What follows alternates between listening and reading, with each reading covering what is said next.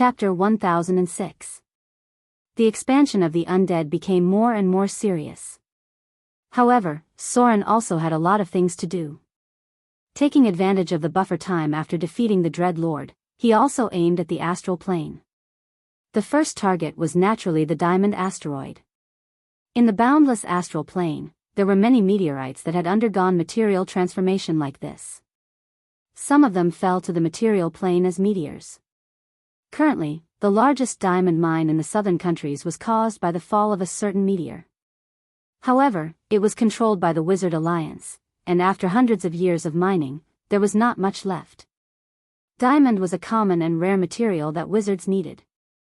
Because it could be cut into diamonds, it was also very valuable among mortals and was loved by many noblewomen. Soren's need for diamond was not for money, but because diamond was consumed in high-end alchemy experiments and the production of legendary golems. Why did Mordor have so few diamond golems now? Was it because there were no legendary soul stones? Whether it was the bottomless abyss or the material plane, Soren could get a lot of high-grade soul stones. The key was diamond. To be honest, the production of diamonds in the material plane was limited, and the value was also very high. Buying them through conventional channels was enough to empty the treasury of Mordor. It was not impossible to synthesize diamonds, but it cost a lot and was very slow. The witches could only make very small diamonds by destroying elements. Then it was imperative to plunder resources from the astral plane. Whether it was the Northern Witches or the Wizard Alliance, they had never stopped exploring the astral plane for a long time, and powerful creatures from other planes also targeted the astral plane as their main target. The astral plane wanderer was a benchmark for high-grade legends. Mordor City. After explaining all the things that needed to be dealt with during this period of time, Soren locked the teleportation mark on the scroll and was ready to go to the asteroid to see the situation. "Do you need me to go with you?" Gloria sat on a wide and soft velvet chair, gently lifted her long hair and said, "Maybe I can help a little." Soren shook his head and said, "No. Mordor City still needs you, and the astral plane wanderer will sell the information. This matter is definitely not that easy." The unknown meant danger. This time, Soren didn't set off with his main body. Instead, he created an avatar that possessed 80% of his strength while he remained in the arcane tower. "Then I'll help you open the portal," Gloria said as she stood up. Soren did not object this time. Since he had to activate it, it was better to conserve his divine power. He had a feeling that there was something dangerous on this small planet. Otherwise, the other party would not have given up so easily. A white light appeared. After Soren's avatar nodded to Gloria next to him, he went straight into the portal. In the boundless astral world ocean. As soon as Soren stepped out of the portal, he saw a white halo surrounding him. This was the area of the astral sand. This silver river was spread all around the astral world. It was a very special substance. The asteroid was now in the astral river. As soon as it reached this place, Soren felt a dangerous aura. A huge creature was swimming not far away. Astral giant whale. A special kind of astral world life. It looked somewhat similar to the whales in the material plane, but its body was up to 1,000 meters long, and the largest may be tens of thousands of meters long. It was a dangerous creature that wandered in the astral world. They were the original inhabitants of the astral world. A strong sense of crisis emerged, and then Soren felt a little pain. Then crazy data appeared, affected by strong radiation. Forced test of exemption triggered. Constitution test failed. Tenacity test failed. Under the influence of high-intensity radiation. You receive 10 points of radiation damage per second. An invisible energy field enveloped Soren. This was the energy radiation on the asteroid.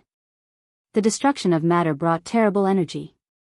Even with the ability of his avatar, he could not avoid it and received such high damage. If it were a mortal, how serious would it be? Damn it! How can there be such strong radiation on it? Soren put a layer of protection on himself, but the effect was not very good. The invisible radiation had been hurting him.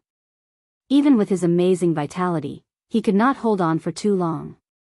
He had to constantly buff himself and heal himself at the same time. He tried to take a step forward, but it was very difficult.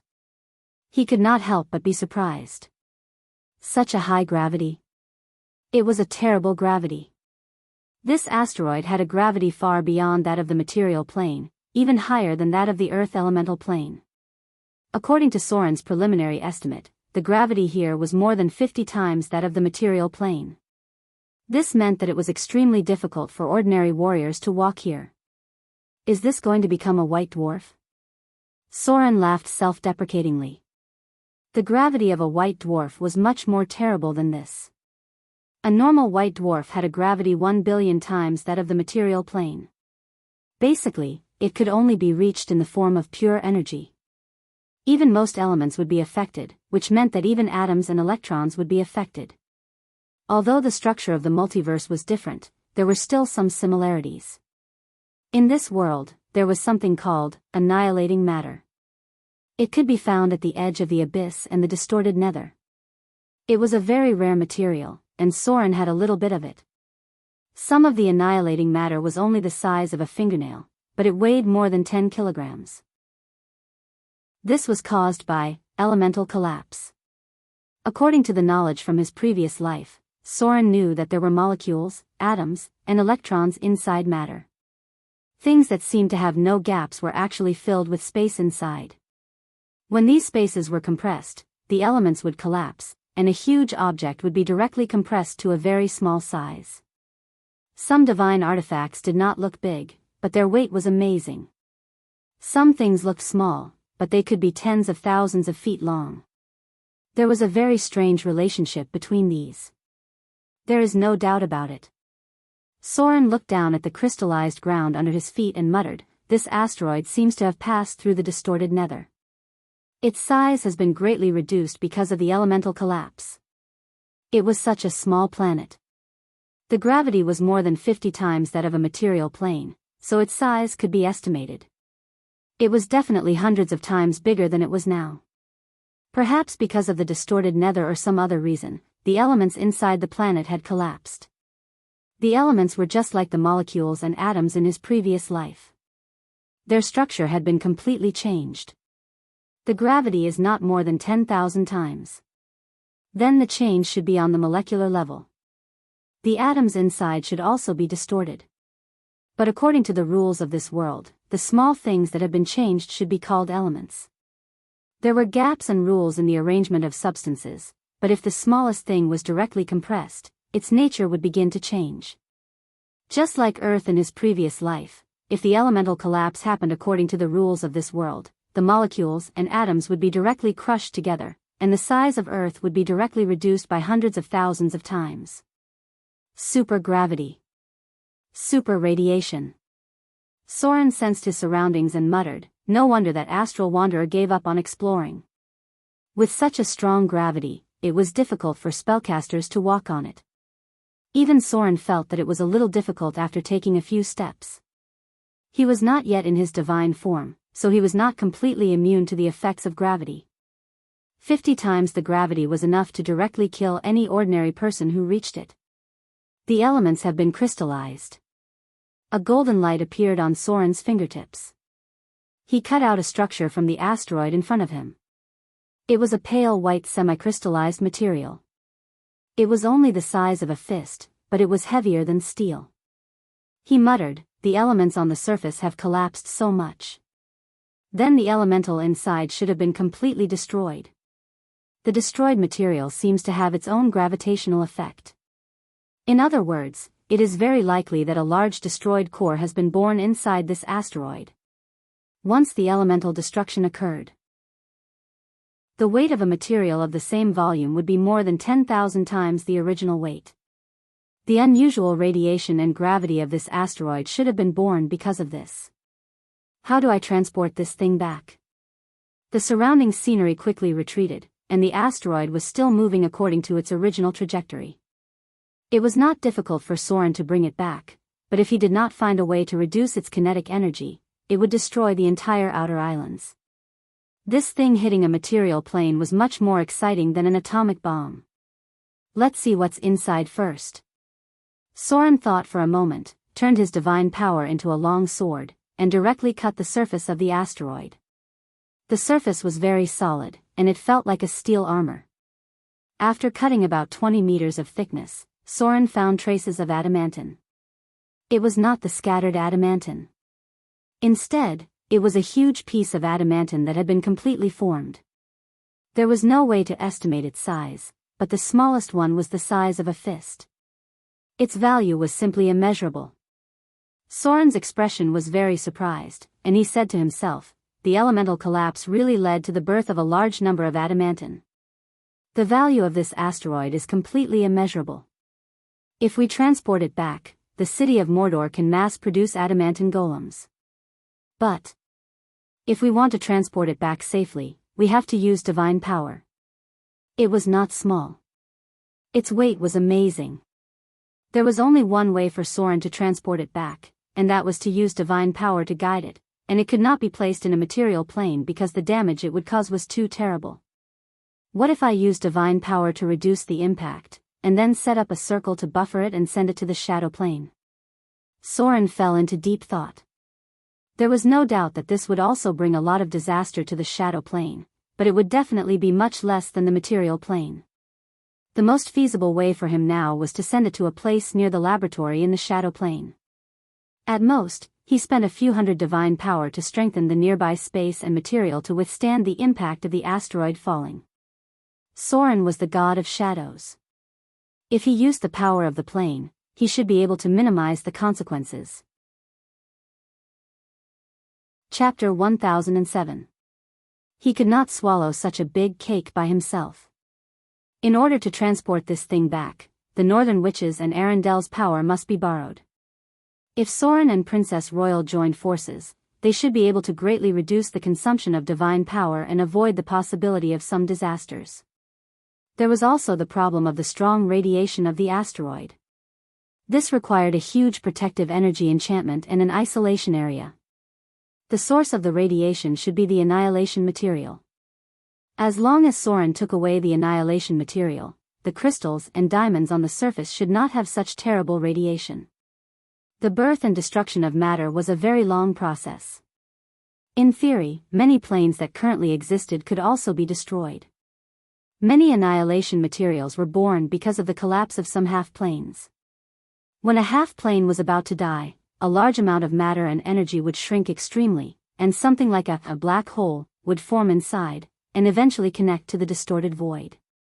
Finally, when the entire plane or the divine kingdom was destroyed, the extremely collapsed and contracted elements would be born into annihilation materials. They were things that were difficult for mortals to touch. Too strong radiation would kill mortals, and only high-grade legends and gods would pay attention to these things.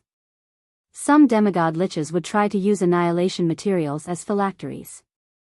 In this way, unless it was a god, ordinary people could not destroy the phylacteries at all, and they could be resurrected constantly.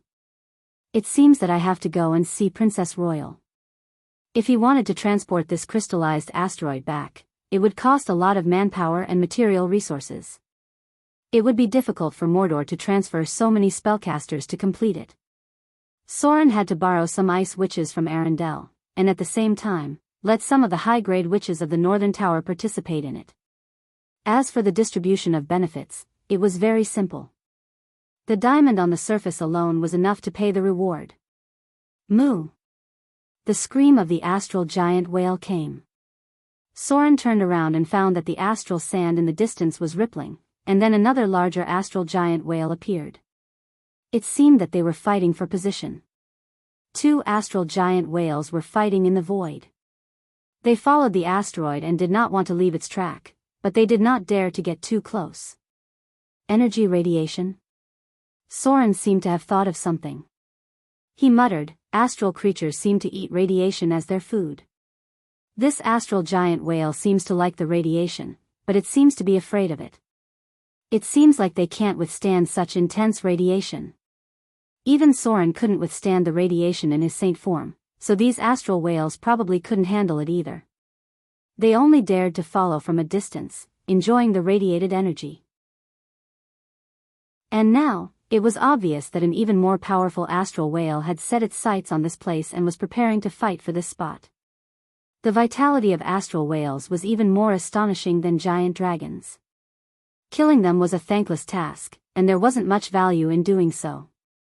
The astral whale only had one legendary core, and it could teleport away when it was in danger of death. Basically, all living creatures in the astral plane were close to legendary.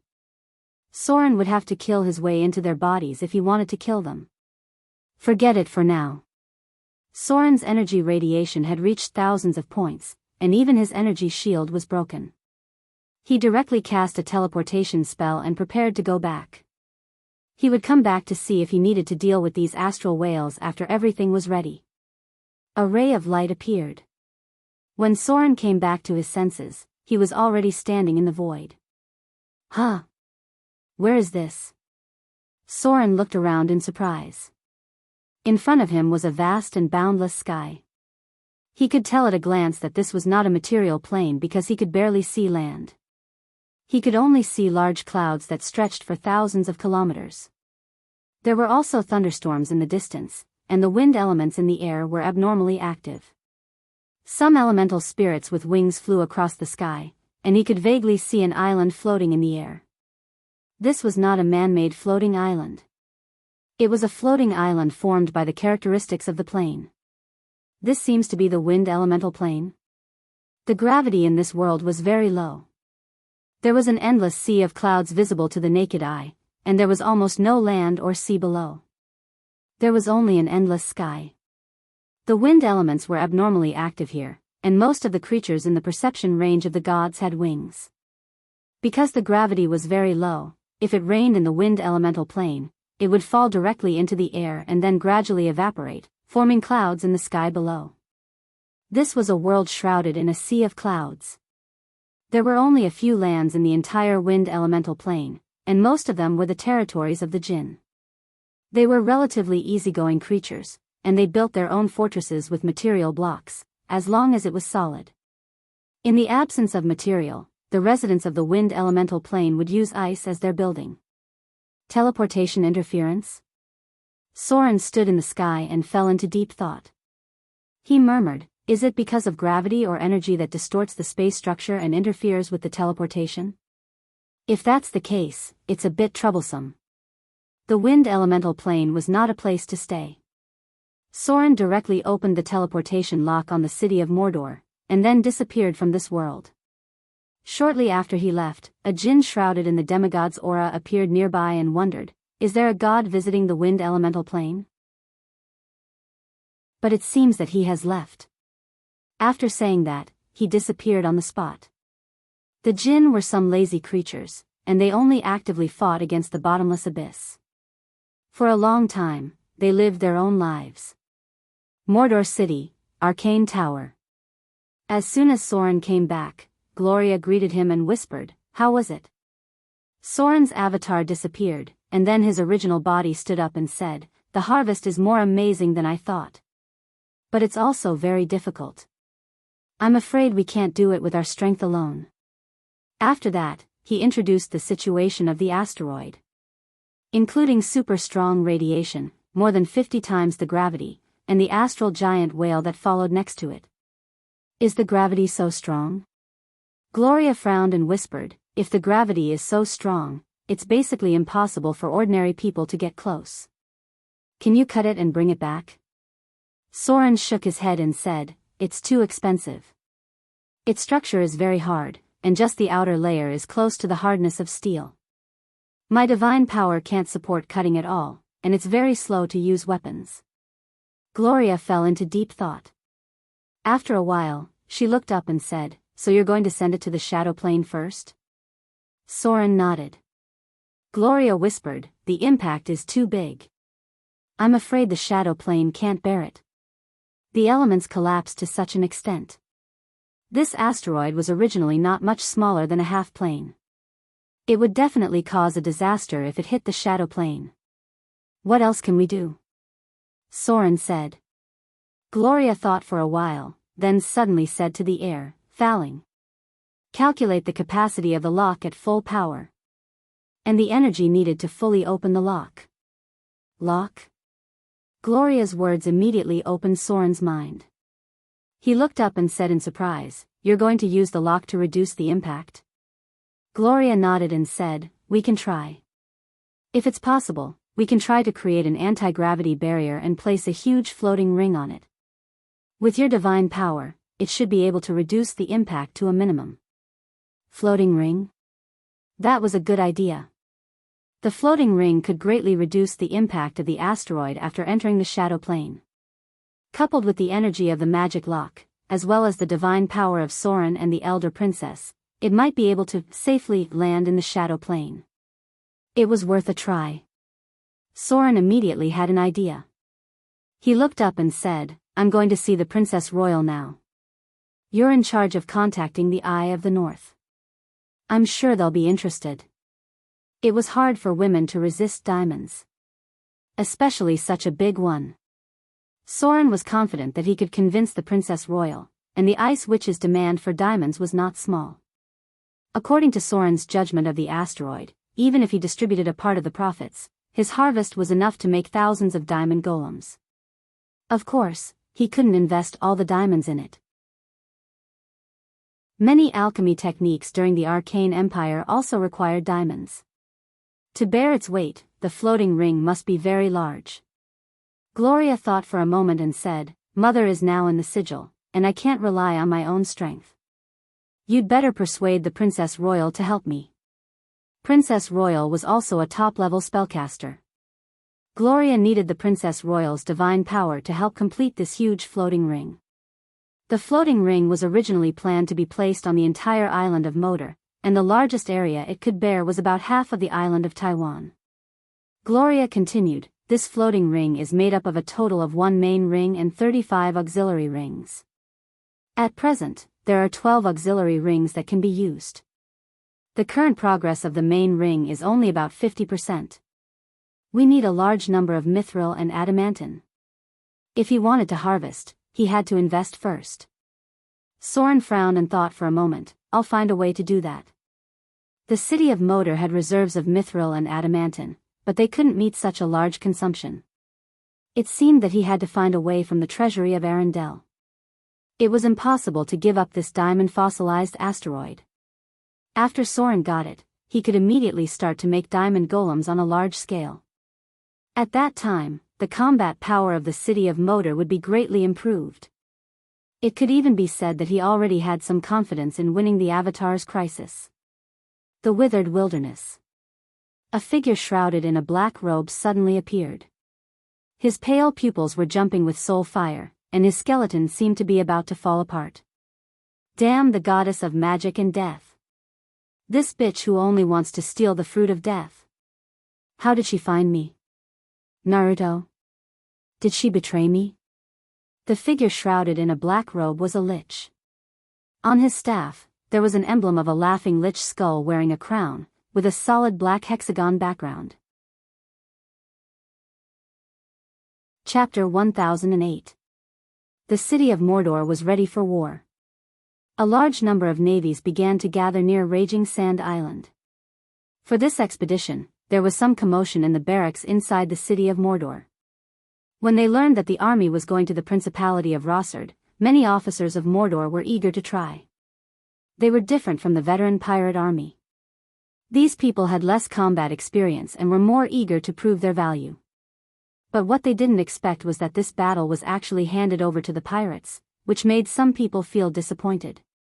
The most valuable thing in Mordor was military merit.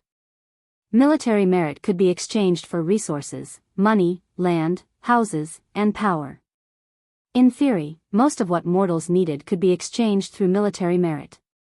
More importantly, military merit could also be exchanged for some things that could not be obtained through conventional channels, such as making it easier for their children to become a professional, a priest, a wizard, etc. The soldiers of Mordor were eager for military merit, but now that they were stationed on Mordor Island, there were fewer channels to obtain military merit. It was not easy to have a big operation, but the result was that the navies outside were diverted, which inevitably made many newly promoted officers feel disappointed. However, the pirates were happy about this order. They thought that even if they were not in Mordor, they were still very important in Sir Soren's heart. The vast sea needed them to guard, and when there was a really difficult battle, Sir Soren's first thought was the pirate army that followed him everywhere, not the new recruits in Mordor. The military faction of Mordor was currently divided into two rows. One was the original pirate leader class, and the other was the new officer class. In the view of these pirate leaders, it was obvious that their value and status were higher, so they were eager to prove themselves and asked to fight. The city hall also accepted their request. The main force of this battle was still pirates, and there were only about 9,000 elites on Mordor's side.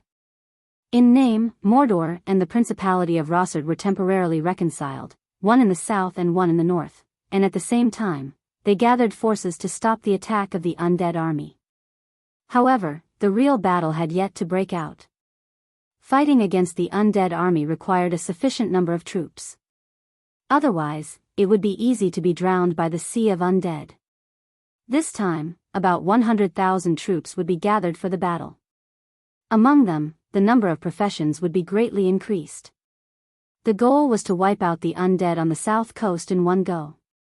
There was no need for Soren to deal with these matters personally. The commanders of this battle were many pirate leaders, including the half-elf first mate, Adele Isabella, Sir, One-Eyed Dragon, and so on. The nominal supreme commander was the high priest. Fighting against the undead was not something that could be eliminated in a day or two. Soren's focus was still on finding ways to transport the Diamond Planet back. Therefore, he paid a visit to Arendelle the next day. Inside the palace, Princess Royal received Soren's avatar. Although she had officially become a god, Princess Royal and Soren were both unable to return to the Kingdom of God. Thus, she was still living in Arendelle's palace. However, she was no longer in charge of the kingdom's affairs. A meteorite made entirely of diamond? After hearing Soren's words, Princess Royal couldn't help but raise her head in surprise. Really? Have you seen it with your own eyes?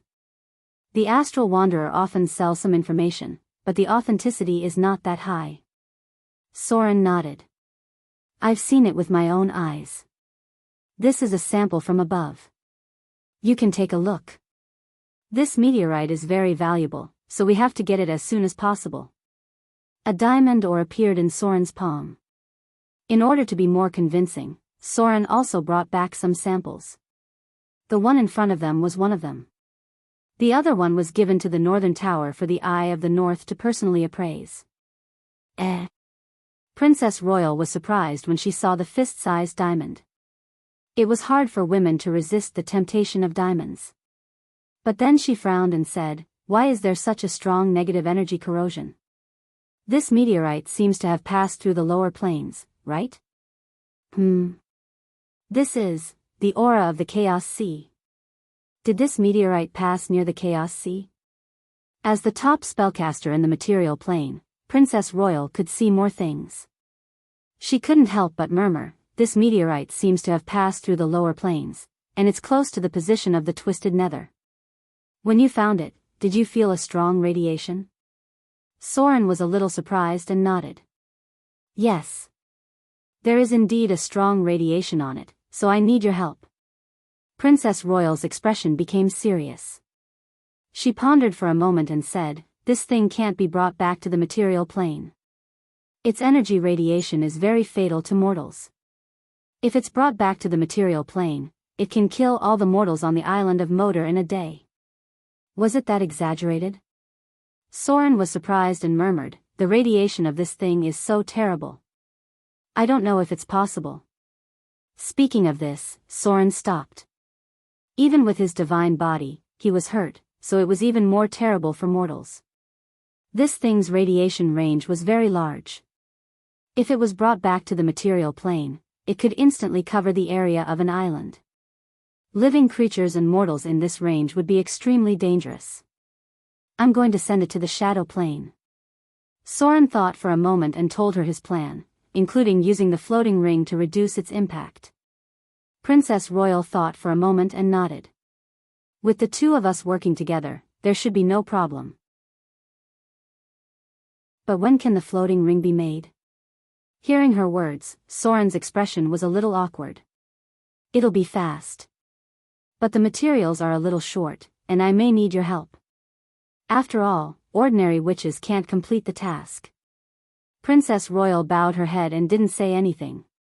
After a few minutes, he raised his head and said indifferently, "What are the missing materials?" "Leave it to me.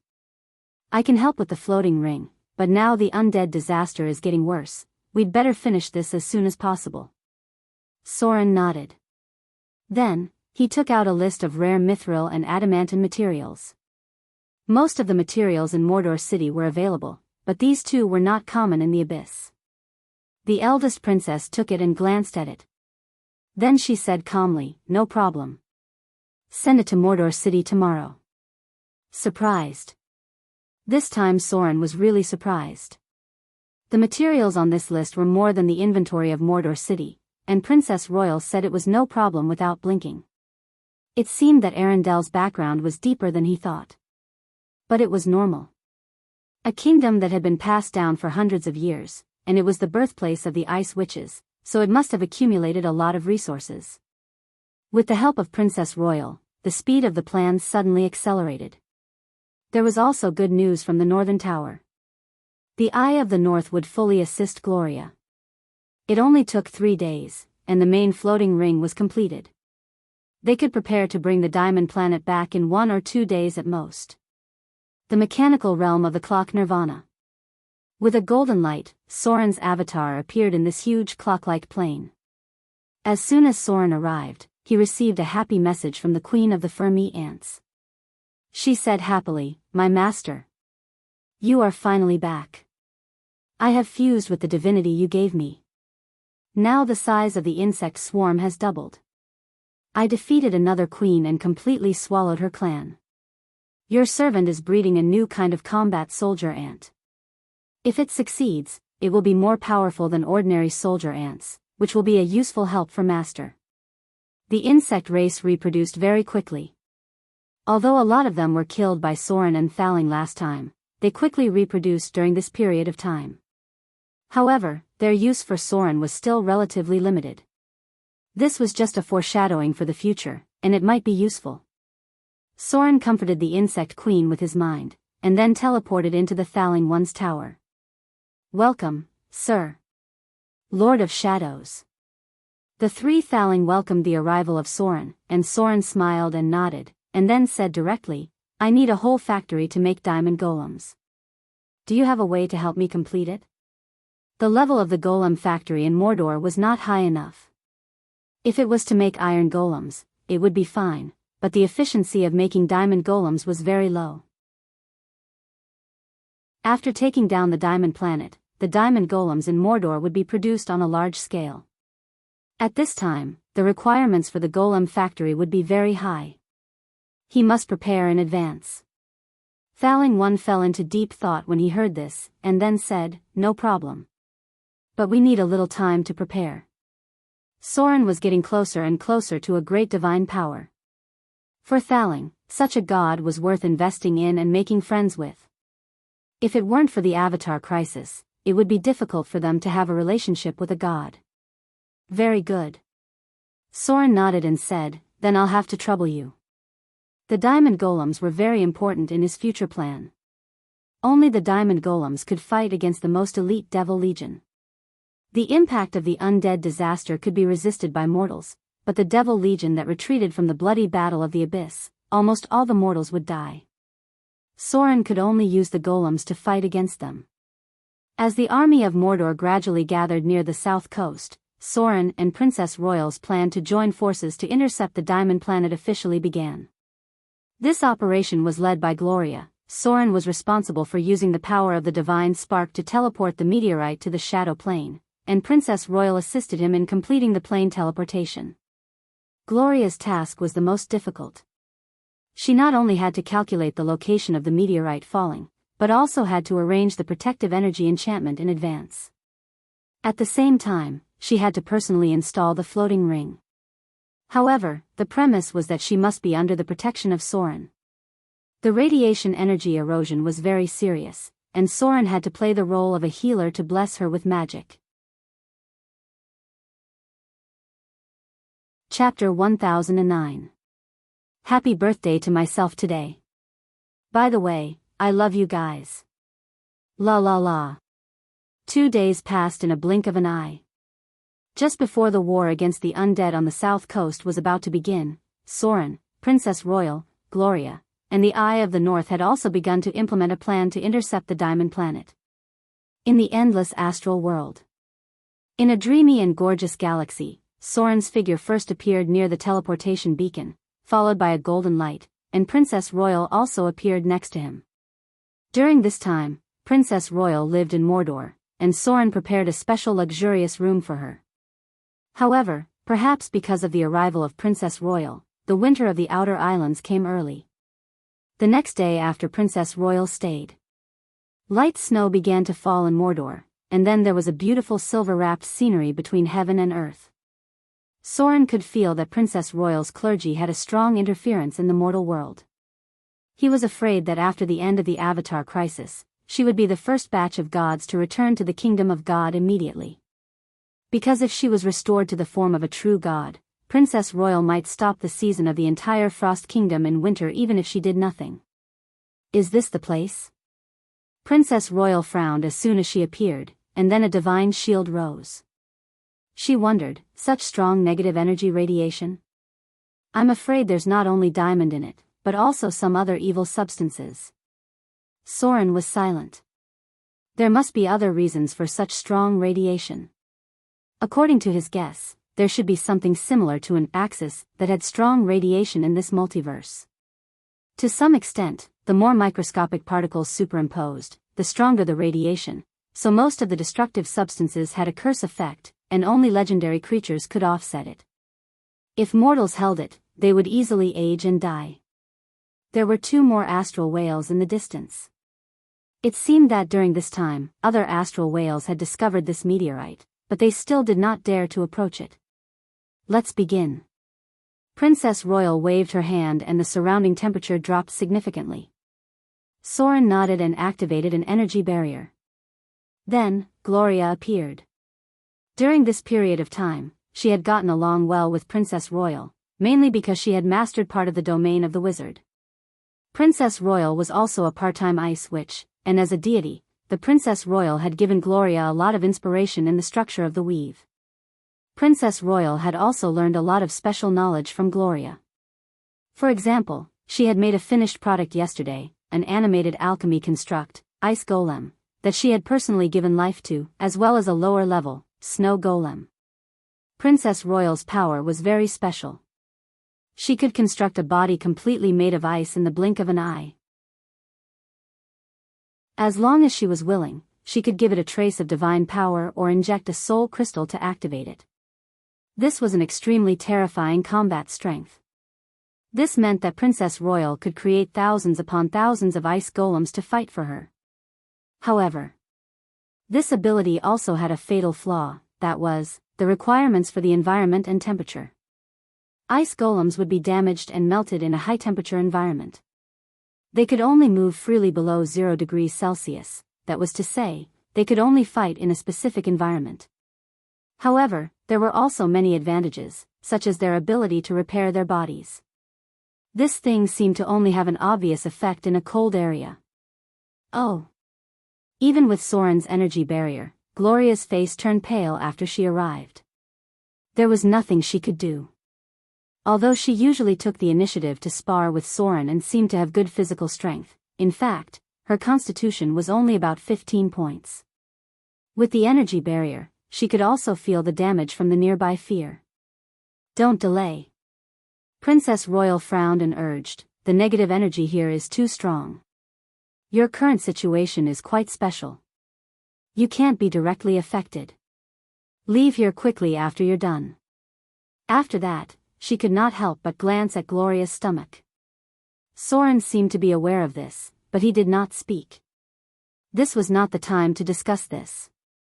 It was not suitable to discuss this during the Avatar crisis. Gloria was also surprised. Then with a wave of her hand, rings appeared one by one. She used the Greater Mage's hand to control these rings out of thin air and quickly put them into the ground, while Soren was responsible for cutting the surface and arranging the floating rings one by one. 36 floating rings were arranged. The whole diamond planet shook, which meant that the plan was feasible. Soren could not help but be excited. "You go back and prepare first. Leave the rest to us." After that, Soren and Princess Royal looked at each other. Saint form. As Gloria teleported away, Princess Royal and Soren entered the saint form at the same time. Change space, shard of divinity. Change reality, shard of divinity. Astral teleportation, shard of divinity. Plane teleportation, shard of divinity. A huge amount of divine power emerged.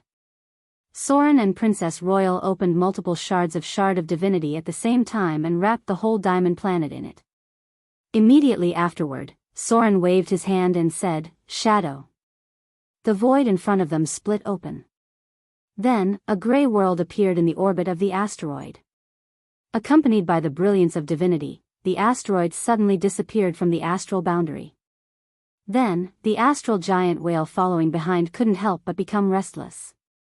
At the same time, near the tower in the shadow plane, Gloria and the Eye of the North were also waiting. The teleportation has begun. Gloria stood at the top of the arcane tower. With a wave of her hand, more than a dozen energy rings appeared. She said in a deep voice, "Falling. Start the elemental furnace. Run the magic lock at full power. Open the protective enchantment. Activate the anti-gravity shield. Energy shield to the maximum. Raise the magic lock. Prepare for the impact." A dazzling fireball appeared. At the moment of entering the shadow plane, the whole diamond planet began to burn violently. The semi-crystal on the surface quickly melted, and then the diamond structure inside was revealed. Soren and Princess Royal looked at each other and nodded at the same time. Then two golden giants rose in the sky. Change form. Shard of divinity. Regional divine shield. The power of the magic lock alone could not support it. In order to keep the planet intact, Soren had to use the power of the regional divine shield. Two divine shields were opened. With a blazing high temperature, the first impact came. Buzz. As if hitting an invisible energy barrier, the whole diamond planet trembled violently, and some cracks and collapses occurred. Its volume also shrank to about 1 kilometer. All the floating rings were shining with a dazzling white light. The gravity of the whole space was distorted, especially Soren, who had mastered the shadow divinity. He almost used the control of the plane to release all his divine power to reduce the impact of the falling meteorite. It was obvious that the speed of the meteorite was getting slower and slower, and then slowly decreased under the effect of the floating rings. Finally, when the meteorite was about 500 meters from the ground, its speed had been reduced to about the same as a high-speed car. The last wave of impact broke out. The diamond planet collided directly with the magic lock shield. With the magic lock shield broken, the entire meteorite's speed decreased greatly at about 100 meters. Rumble. The whole ground trembled. A huge cloud of dust was lifted, and a pit of about 10 kilometers in diameter appeared. The strong impact directly flattened a nearby forest, and almost all the trees were broken. But this was not the most terrible thing. With the shroud of energy radiation, all the plants within 20 kilometers began to wither, and the surviving creatures also died. It was not until outside the negative energy shield that some withered plants could be seen. Start cutting immediately. Gloria's hurried voice sounded. The radiation is too strong. The shield won't last long. Soren panted and landed on the ground. On the other side, Princess Royal's full breasts were also rising and falling rapidly. Both of them had just used a lot of divine power. In the tower, Thaling's cold voice sounded. Activate the number 1 golem formation. Activate the diamond golem formation. Activate the meteorite cutter. 2 special steel golems appeared. Their palms were very special and had been transformed into 2 huge boxes.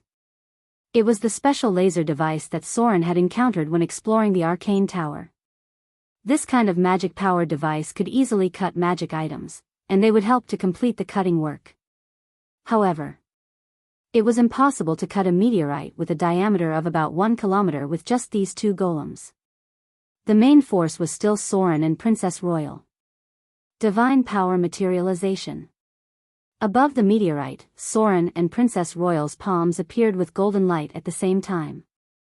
Then they reached out and broke the semi-crystalline surface.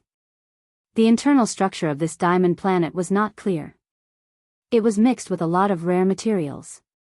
The surface was semi-crystalline, and there were more crystals inside. Huh! As soon as the cutting was completed, Princess Royal's surprised expression appeared. Then she waved her hand and took out a purple gem about 1 meter high from under her body. It was an unknown gem. Its hardness was about the same as a diamond. Its specific structure and function were not known, but just looking at the beautiful color and crystal appearance, it made Princess Royal's eyes shine. After the cutting work began, more and more gems were found. The whole meteorite had the most diamonds, and the number was so huge that it was unbelievable. Then there were all kinds of gems and metals with special structures. These were no longer ordinary metal materials. The surface was gray and black, and the hardness was quite amazing. Then, it was a lot of mithril and adamantine. It was worthy of being the top material in the material world. It was not transformed in this meteorite but maintained a fairly stable shape. However, because of the compression of the material, a part of the mithril had automatically formed into silver-gray metal blocks. These all needed to be refined again. After the preliminary cutting was completed, Soren began to go deeper into the interior. He needed to take out the core of the destructive material and then put it in a half-plane without living things. Otherwise, this energy protection enchantment would be broken in half a day at most. At that time, it would be a disaster for the entire shadow plane. At the same time, in the position of the arcane tower, the golems had begun to move and cut again. At the same time, Phalanx set up an energy detection device in front of the arcane tower.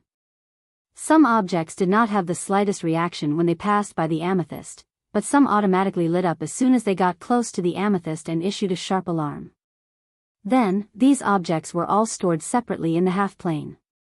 Without a doubt, these objects all carried radiative energy damage.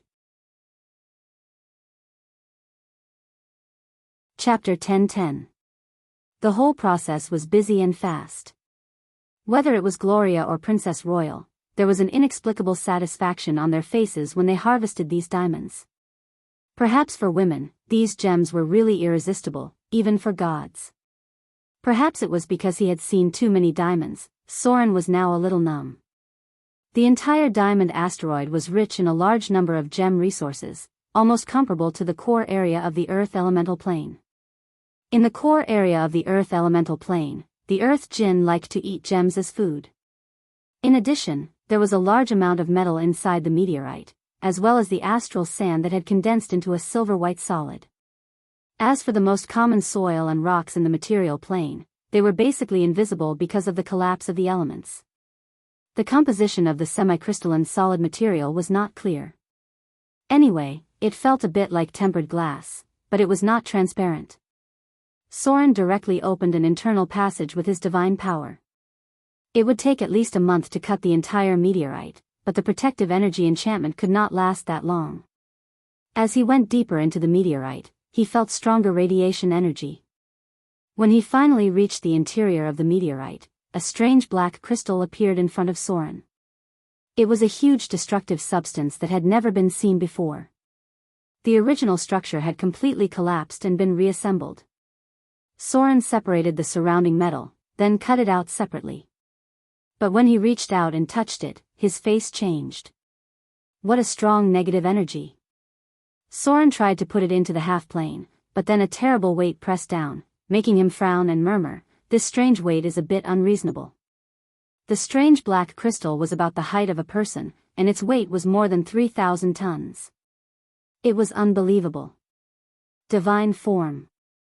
Soren's body appeared with a golden light, and he directly opened the space door to his own small half-plane, then grabbed it and threw it in. As soon as the strange black crystal entered the half-plane, it released a strong negative energy. At the same time, because the half-plane was not fully formed, Soren immediately caused a mutation when he put it inside the half-plane. This is... Soren looked at his demiplane in surprise and mumbled, "The gravity is increasing. The concentration of negative energy is also increasing. Double gravity. Double gravity. Triple gravity. 4 times the gravity. 5 times the gravity." As the strange black crystal gradually fused with the demiplane, the increase in gravity began to stabilize. The gravity on the periphery of the demiplane was about twice as strong, and the closer to the center, the stronger the gravity was. It gradually increased from 3 times to 5 times.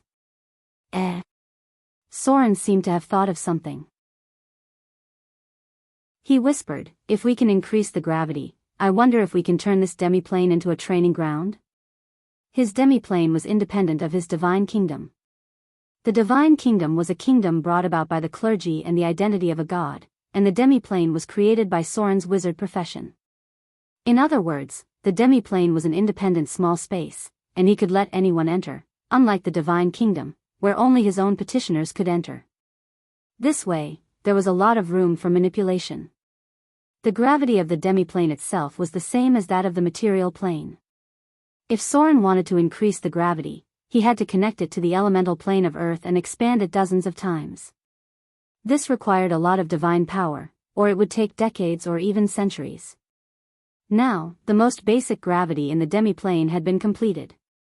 Soren only needed to use the power of the divinity of space alteration, and he could easily complete the transformation and make the demiplane into a training ground. Training in a high-gravity environment was very useful for close combat professions. Although Soren's level was already very difficult to increase, it was very easy for ordinary people to improve their basic abilities. However, there was also a problem, and that was that Soren had to suppress the energy radiation. This could be greatly reduced by placing the core underground, and the demiplane's own characteristics were enough for Soren to offset some of the negative energy corrosion. However, this was not enough for low-grade professions. Even if they wanted to enter the outermost area to train, they had to be at least a profession level 10, and the inner area of the core needed to be at least a profession level 10. After Soren took away the inner core, the radiation of the meteorite quickly decreased. Then, Gloria's joyful voice sounded, "The radiation on the surface of the meteorite has decreased to normal levels. Basically, ordinary people won't be hurt too much. But there are still some materials that contain negative energy. They should be from the lower planes. They just need to be stored separately." There were many dangerous materials in the lower planes, but at the same time, they were also very rare materials. Yes. Princess Royal's expression was very happy at this moment. It was rare for her to have a smile on her face when she looked at Soren. She said softly, "The harvest this time is very good. Just the diamonds that we have mined so far have made up for the initial consumption. These diamonds can help us deal with a lot of things." The amount that they had mined so far was less than 1%, but it had already made up for the consumption when they first set up the barrier and made the floating ring. In other words, Soren's harvest this time was not only the destructive substances, but also the diamond harvest alone was more than 100 times. Moreover, the closer they were to the inner area, the higher the chances of finding precious materials. "Maybe we should sell some of them."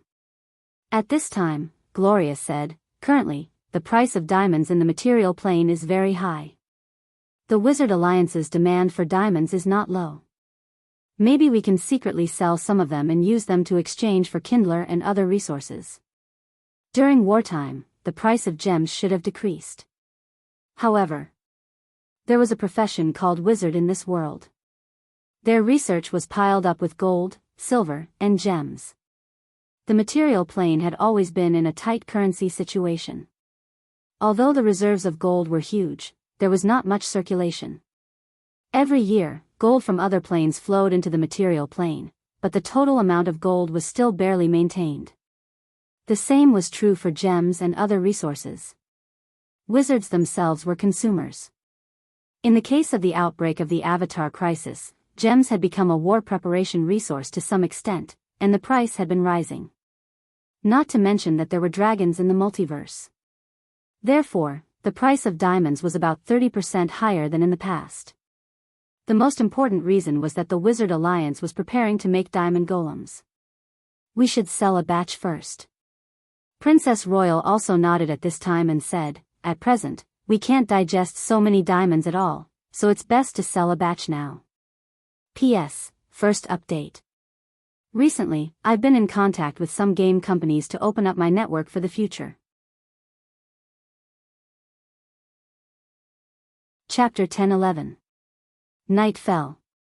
Soren and Princess Royal also returned to the tower. Teleporting the meteorite to the shadow plane consumed a lot of divine power, so the next work was handed over to the golem puppet. Arendelle still needed Princess Royal to stay in the center, so she would return tomorrow with a batch of diamonds.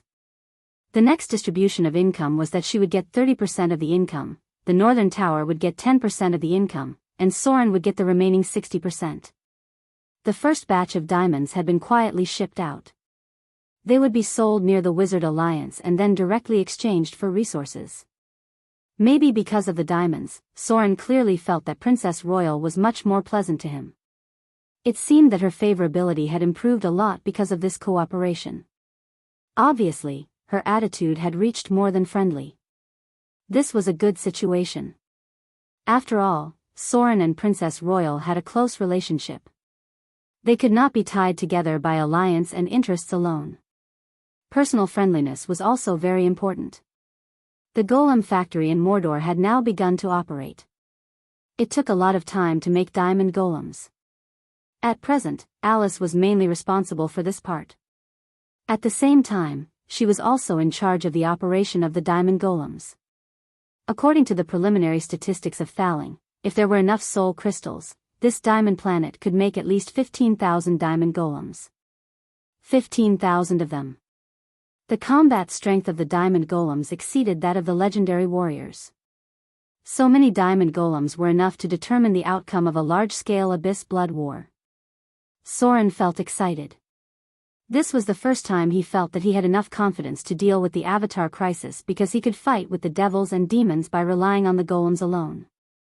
If he added the legendary professions of Mordor and the power of the allied gods, then Soren's strength would not be worse than any divine system.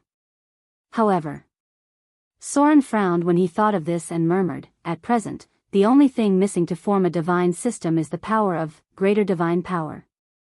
I must advance as soon as possible. A god without great divine power was not qualified to be called a divine system. The sea goddess had cultivated a lot of gods for so many years.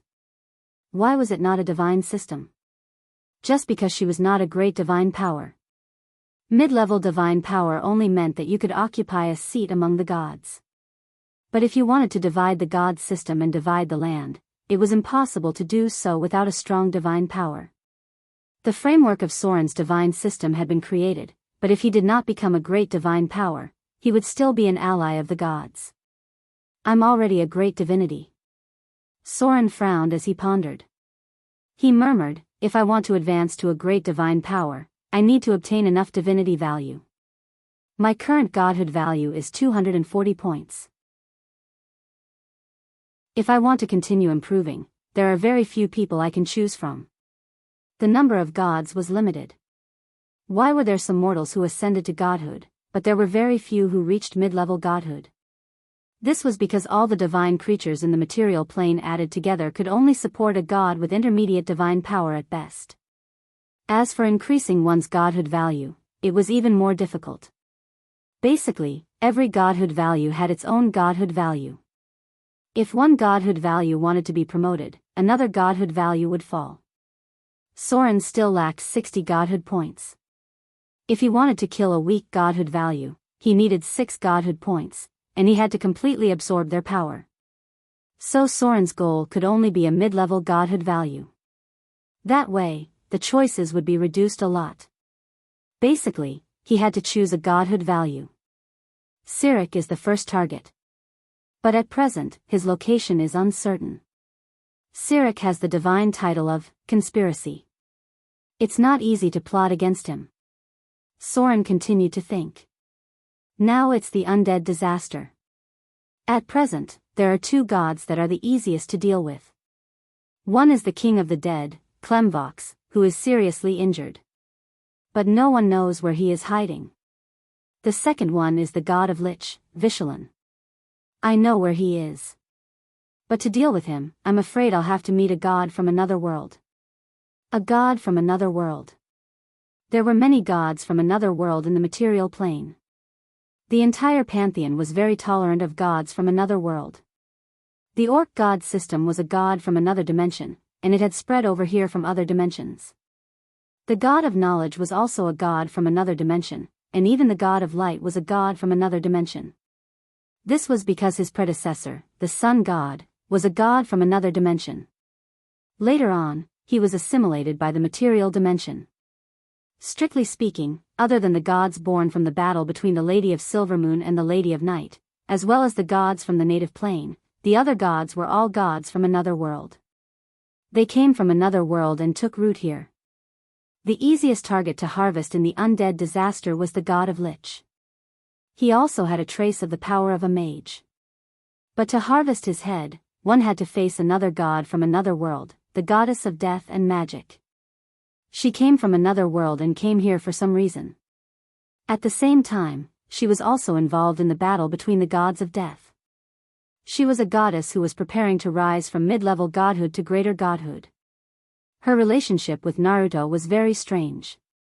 It seemed like they were cooperating, but also seemed like they were enemies.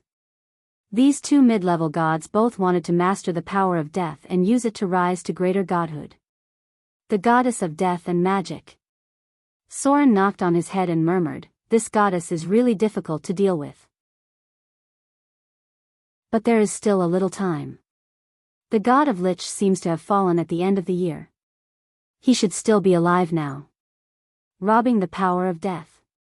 The god of Lich participated in the sneak attack on the king of the dead, Klemvox. He must have the power of death. Good news." Just when Soren was thinking, Gloria's figure came in from the door. She looked a little excited and said, "Mother just sent back the news. She has obtained the information about the core of the Mies. If she succeeds, she can bring the core of the Mies back in a month." The core of the Mies. Soren's expression was also shocked. He said in a deep voice, "That is to say, the island of Moder can rise next year?" Gloria nodded and continued, "It's not just that. The core of the Mies can provide far more energy than the elemental furnace. Even to some extent, the core of the Mies is a kind of almost infinite power. As long as it can be maintained, it can continue to support all the consumption of the floating city. Not only the rise of the city, but also the complete operation of the magic lock and the maximum energy shield. In short, if the elemental furnace was compared to an ordinary power plant, then the core of the Mies was a super huge nuclear power plant." Soren said seriously, "Tell your mother immediately. No matter what material and assistance you need, tell me immediately. The city of Moder will provide everything she needs." Once the core of the Mies was obtained, the city of Moder would have energy that could not be squandered. At that time, not only the most basic supply, but also other aspects of the city could be arranged according to Soren's requirements. Even if the energy was really as amazing as Gloria said, Soren could configure the city of Moder according to the standards of the Star Age. Energy was the foundation of everything. If there was endless energy, then the technology tree of Moder could directly usher in a super explosion.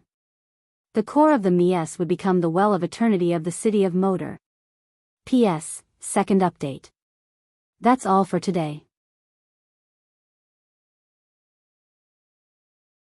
Chapter 10-12. Moder City. Inside the Great Temple. As a black shadow appeared in the secret room in the center, 3 men and 2 women who had been waiting for a long time bowed their heads respectfully and said, "Lady Nightingale." The black shadow was a woman with a tall and beautiful figure. Her slightly pointed ears meant that she was a second-generation half-elf, which meant that her father or mother had a pure-blood elf. The half-elf assassin was wearing a large black cloak.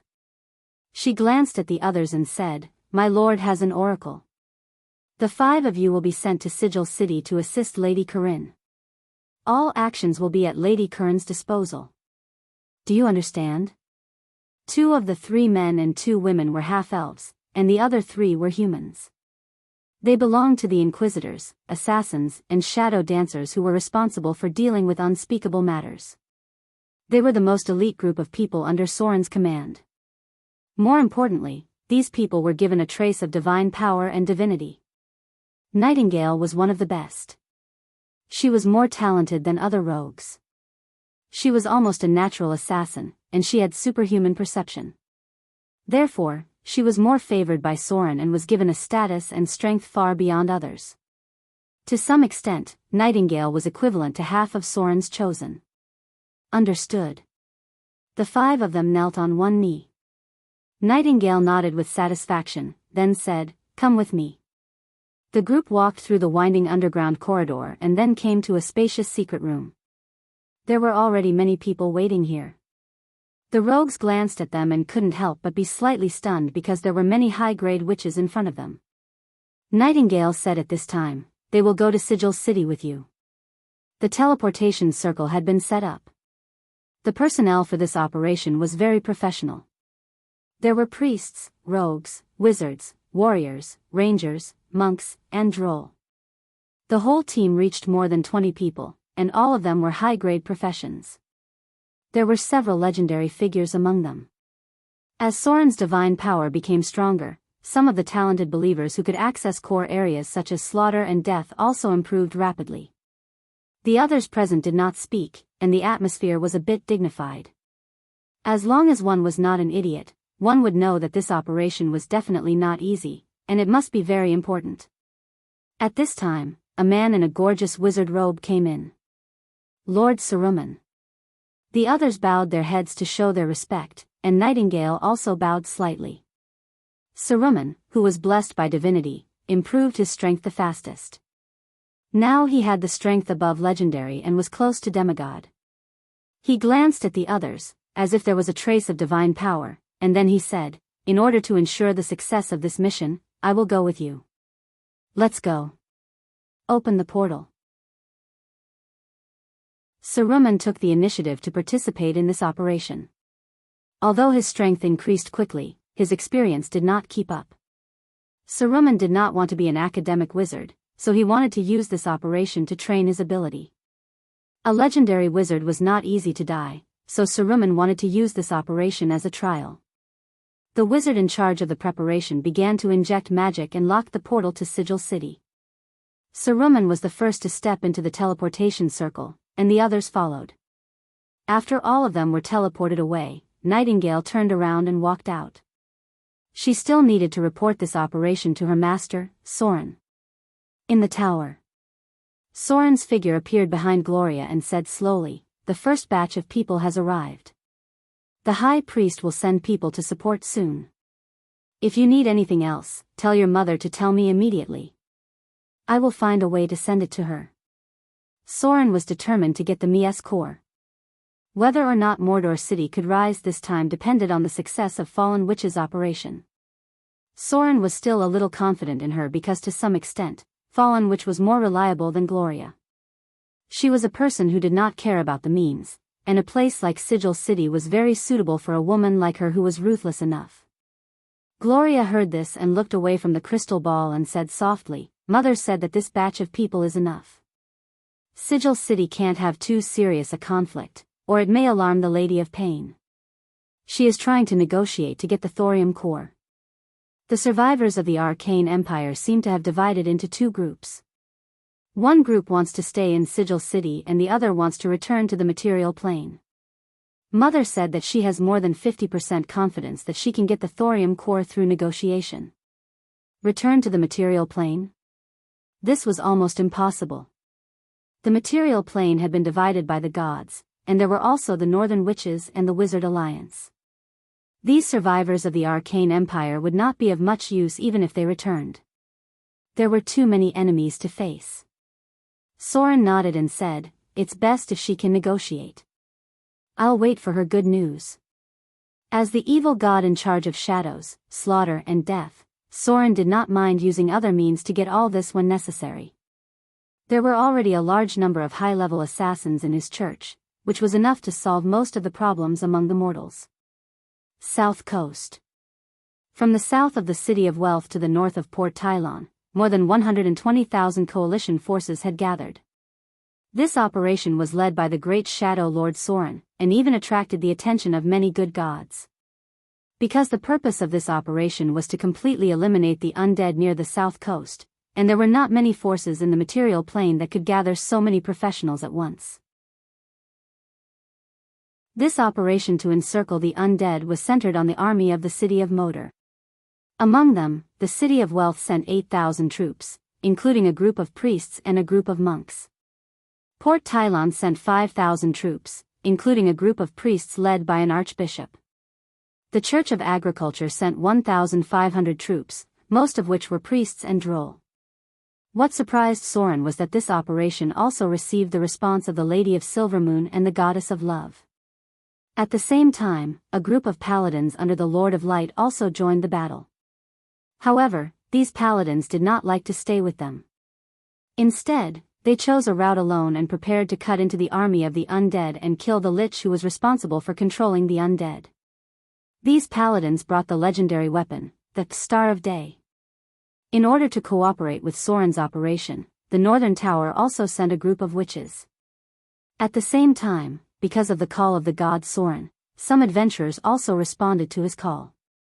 First of all, Soren's legend in the material plane was very high. Many adventurers worshipped him very much, and many of his rogue followers gathered spontaneously. Finally, the undead calamity itself was a threat to all living beings. The outbreak of the undead calamity put the adventurers in a very dangerous situation.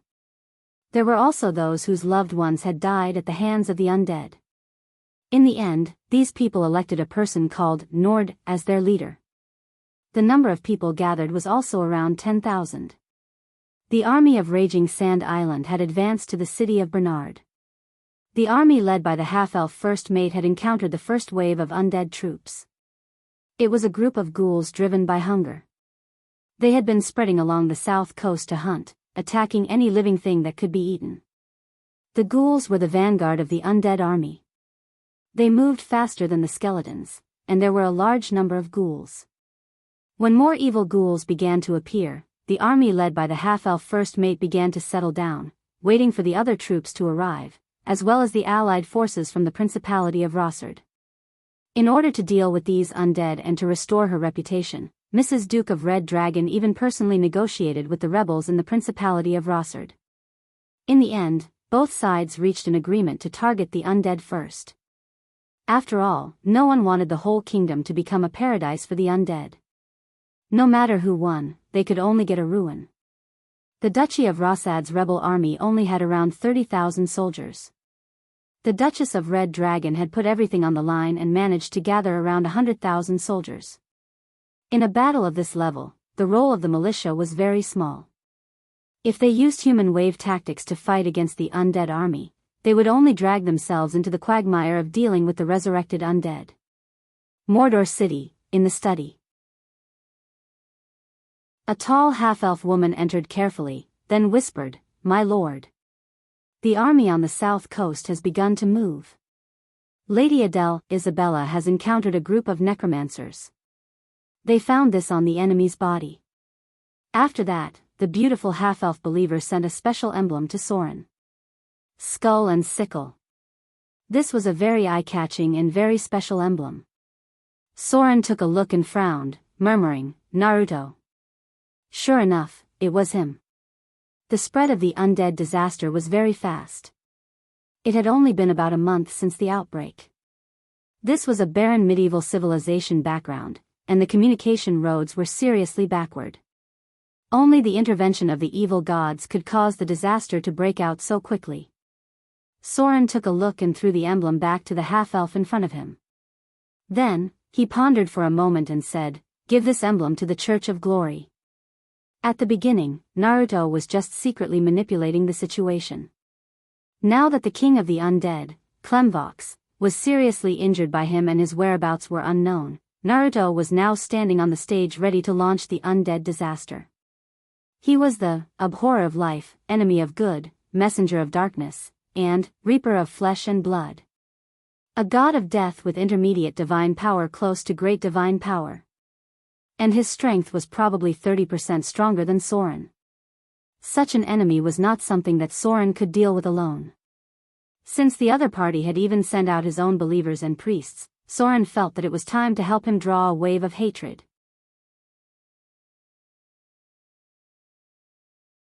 Chapter 10:13. For the gods, secretly manipulating something and directly sending out their believers to participate in it were two different situations.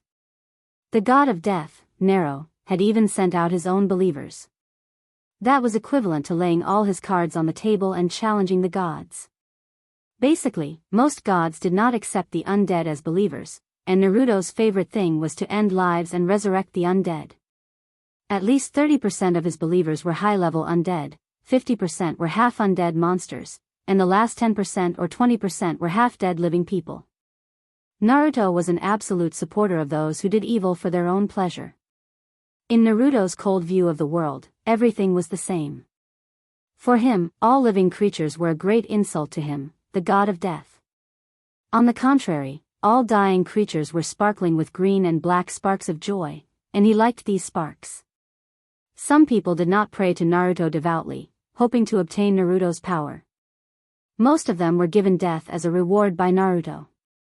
Because few people were tolerant of Naruto's priests, they often acted in secret and independently. Except in places where evil was everywhere, there was almost no organized Naruto church. Because there was no hierarchy, the independent small churches often had internal conflicts. Moreover, the god of death was still the object of fear here, and evil people were also afraid of the god of death. When Naruto's priests did not need to disguise themselves, they usually wore rusty red robes. If their behavior was discovered, they would move to a new place and continue to hunt. Some of them lived a traveling life and pretended to be kind people, appearing in one town after another. Naruto's temples were usually hidden. Even in places where evil was everywhere, they were usually built underground, usually part of the underground tomb. Most of the temples kept undead creatures and other creatures that spread death or created death, such as banshees and demons. If we want to stop the undead disaster, it seems that we can't avoid facing Naruto head-on. Soren frowned. To be honest, he was still a little afraid of Naruto. No god would have absolute confidence in defeating the Grim Reaper. He stood still and thought for a long while before muttering, Naruto has a lot of enemies, and he himself is also an otherworldly deity. If we want to deal with him, we have to borrow the power of other gods. The god of light is the first target. He will not allow Naruto to end all life in the material plane. Of course, Naruto did not have the ambition to go against the pantheon. What he wanted was death, a large number of deaths and the end of a large number of lives. In the end, he could directly advance from middle divine power to great divine power. However, if one were to simply rely on death to advance, this number would be extremely terrifying. If Naruto wanted to successfully advance, at least half of the mortals in the material plane would have to die. This was a bit of the bottom line of the gods. The gods had not made a move yet. On one hand, they were not strong enough to defeat Naruto. On the other hand, they did not dare to fight against the Grim Reaper. On the other hand, the powerful ones did not want to provoke an enemy. It's not enough to rely on the god of light alone. We have to find an enemy for Naruto. The gods were actually very selfish. In the face of such a tough battle that threatened their own safety, not many were willing to stand up first. Soren thought and muttered, who else can stand up against Naruto? The goddess of suffering, Ilmut? The goddess of the forest, Marikai? The silver moon, Surin? There were only a few in the human god system. The possibility of the elven god system making a move was hard to say. The orc god system was even harder to estimate. The dwarf god system had always been unreliable. The halfling god system was not bad, but their racial bias was too obvious. If the halfling was not in danger, those gods would not make a move. Right. Soren seemed to have thought of something and murmured, Naruto is so high profile. If I were Sirik, what would I do? For a moment, Soren began to think in another person's shoes. Sirik was the god of murder. His clergy was special. If he wanted to recover, there were only so many targets to choose from. Soren. Vivian. Clemvox. Naruto. Compared to the city of Mordor, which was far away in the outer islands, Naruto, who had obviously attracted the attention of the gods, was more obvious. If Soren was Sirik, Naruto would definitely be his target. Basically, as long as he took the power of Naruto, Sirik could recover his original strength. Maybe I can lure the snake out of its hole. All the clues were inextricably linked together. At present, it was just a matter of who could not help but make a move first. Soren was very patient. He had no particularly dangerous enemies at present, so he could quietly wait for Sirik and Naruto to make a move. But at this time, maybe he should throw out some bait. Come. Soren thought for a moment, waved his hand, and a black shadow appeared in front of him. The shadow knelt down on one knee and said, My lord, what can I do for you? He took out a document from the desk and handed it over. Let the assassins act according to the arrangement on this document. If you find anything unusual, tell me immediately. Yes. The black shadow bowed and left. The mining of the diamond asteroid was on the right track. It was estimated that it would take 3 months to finish mining. The bottomless abyss had consumed too much energy to attack the kingdom of fear. At present, the demon incarnation was constantly recruiting. It was estimated that it would take more than a month to reassemble the demon army. Thaling, who was in the mechanical realm of Nirvana, had begun to make advanced golem factories. It would take about half a month to complete. Gloria's research progress was still continuing. Alice was busy making puppets. Fallen Witch was still working in Sigil City. The War of the Undead on the south coast was in charge of the High Priest. Unless there was a true god involved, Soren was not ready to go personally. In this way, Soren also had a rare buffer time when he was in Mordor City. He decided to use this time to teach Vivian how to become a new god. Although the little girl was very smart, she was still too young after all. Vivian did not have Soren's data on her body. At present, it would take her a whole day to deal with the prayers of the believers. In fact, other gods did not have much time to appear.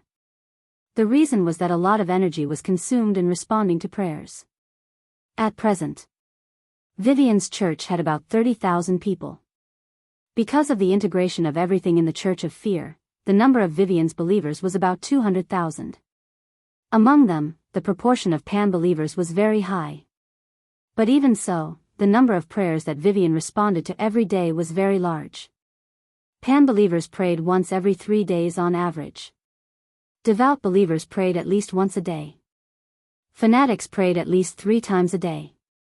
Vivian's believers in the material plane alone had to respond to more than 30,000 prayers every day.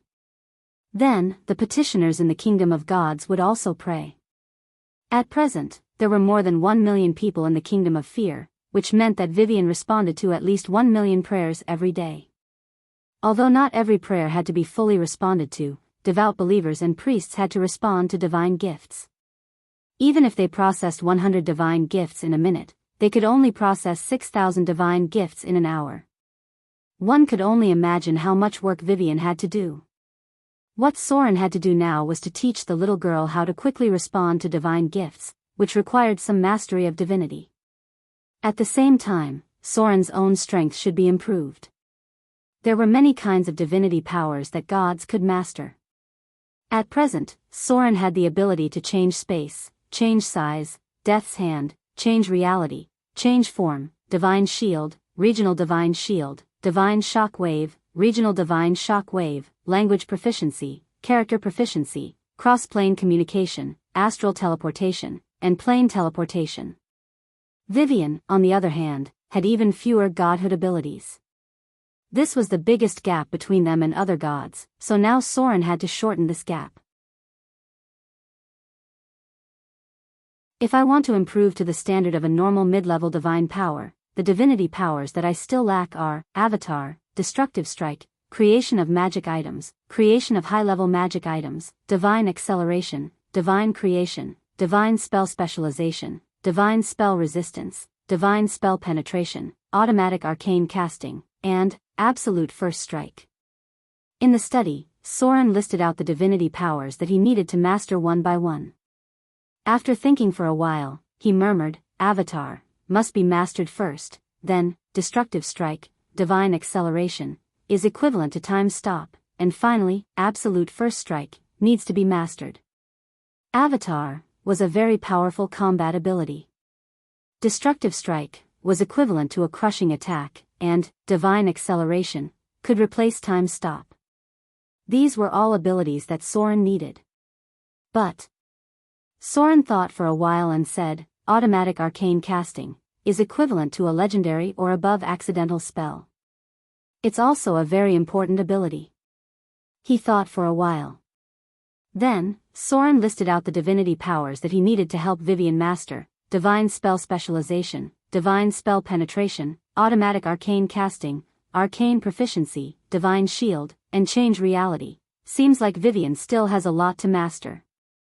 Unlike Soren, Vivian was a pure spellcaster, so the divinity powers prioritized spellcasting. He thought for a while and decided which abilities Vivian needed to master the most, and then he thought about how to teach these abilities to Vivian. The growth of a god was very slow. Under normal circumstances, it would take hundreds of years to master these abilities, but now Soren could only give it to the little girl. Because if they were to fight against the Death Pantheon, Vivian would have to adapt to the battle between gods. Chapter 10:14. The morning light shone on the city of Mordor. The pale golden light shrouded the great temple, and Soren's figure was sitting on the throne.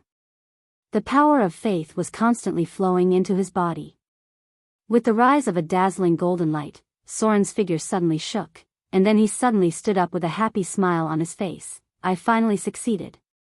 The power of faith poured into his body like a flood, and then a golden mark was left on his divinity. This was an extremely important divinity ability. Only this level of divinity ability could leave a mark on a god, because this ability was called Avatar's Descent. Deity's Descent, divinity ability, a special divinity ability possessed by gods with intermediate divine power and above. When Deity's Descent is activated, immunity to all Circle 1 to 8 spells increases with divinity ability. Increases all resistances by 10 points. When activated, immunity to instant death, charm, control, energy drain, and other negative statuses. Temporarily increases strength by 10 points, dexterity by 5 points, constitution by 5 points, and an additional 300 points of temporary HP. After activating Avatar's Descent, divine power will continue to be consumed.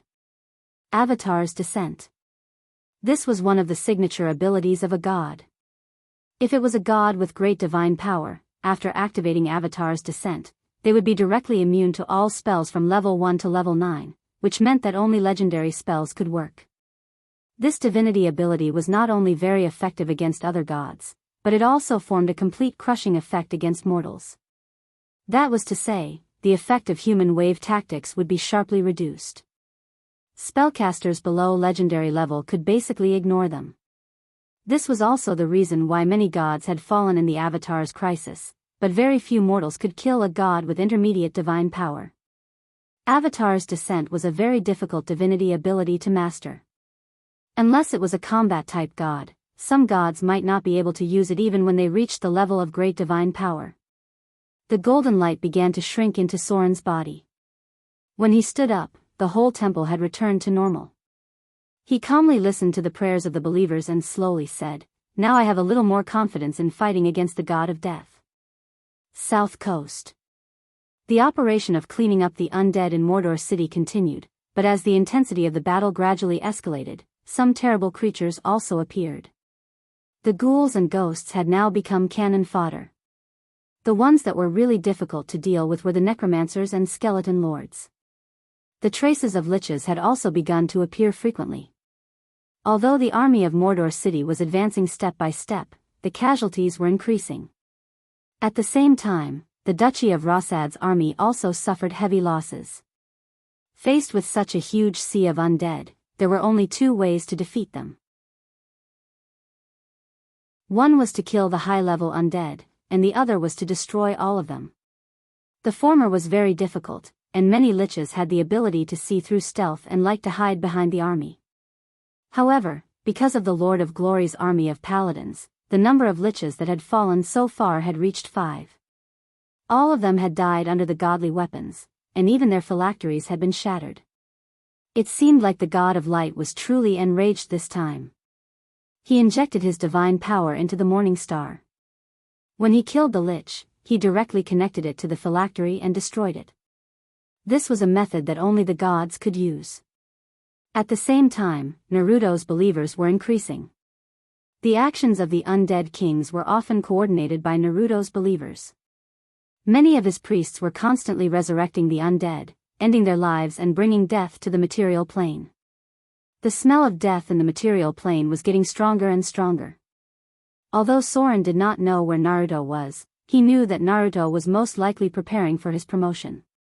Promotion to a great divine power. The number of deaths in Mordor City had exceeded 20,000. Relatively speaking, there were also hundreds of thousands of casualties among the undead. More than 150,000 ghouls had been permanently killed, and even the necromancers could not resurrect them. In the kingdom of God, the oracles from another world, led by the ugly monkey, were very busy. This time, the casualties brought a large number of heroic spirits to be reincarnated. Soren was the mastermind behind everything. In order to make up for the consumption of heroic spirits in attacking the Kingdom of Fear, he had transformed more than 25,000 petitioners at the cost of the army in the material plane, and the number of heroic spirits reached about 70%. Because most of these believers who died in the battle were professionals, many of them had the potential to be transformed into low-grade heroic spirits. With the army advancing step by step, the undead army was still retreating. During this time, they had brought tens of millions of casualties, destroyed hundreds of towns, and almost wiped out more than 30% of the population on the south coast. Soren did not know the situation in other places, but the casualties were probably higher than on the south coast. Because this time, even the Elven Kingdom could not be spared from the disaster of the undead. With the consumption of the ghouls as cannon fodder, most of them were civilians who starved to death and were directly transformed. The undead could not form an effective attack by relying on the skeleton soldiers. At this time, the horn of Mordor City's counterattack was completely blown. Mordor City. In Soren's study, the shadow of the high priest appeared and said, "My lord. The undead on the south and west roads have been cleared. The believers are very tired. Although victory has encouraged their fighting spirit, death is also consuming their fighting spirit. I suggest ending this battle as soon as possible because there are enough heroic spirits in the kingdom." The number of casualties reached more than 30,000. To Soren's surprise, only 20,000 of the 30,000 people entered his kingdom. It seemed that the proportion of people who believed in God was not small. He nodded and said, "Yes. Since the number of heroic spirits has almost recovered. Then inform Gloria to get ready to end the battle." This was a harvest. It was like a shepherd harvesting his flock. After Soren harvested enough souls, he was ready to end it all. With his order, the guards of Mordor City immediately operated quickly. The witches under Gloria began to gather, and with the sound of hurried footsteps, more than 10 airships began to rise. Below the arcane tower, the purple crystal that stored energy emitted a dazzling light, and with the activation of the teleportation circle opened one by one near the Lion Plain on the south coast. Activate the battle command. Activate the first Clay Golem Combat Legion. Activate the battle command. Activate the third Clay Golem Combat Legion. Activate the battle command.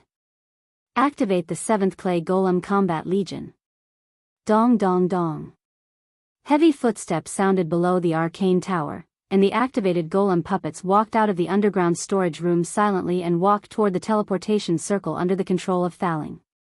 At the same time, On a battlefield full of blood and bones, a white light suddenly appeared behind the army of Mordor City, and then a portal opened, and a golem with a faint red light came out of it. 1, 2, 3, more and more golem puppets appeared, and they gathered in silence, and then rushed toward the undead army from the side. There was a burst of cheers.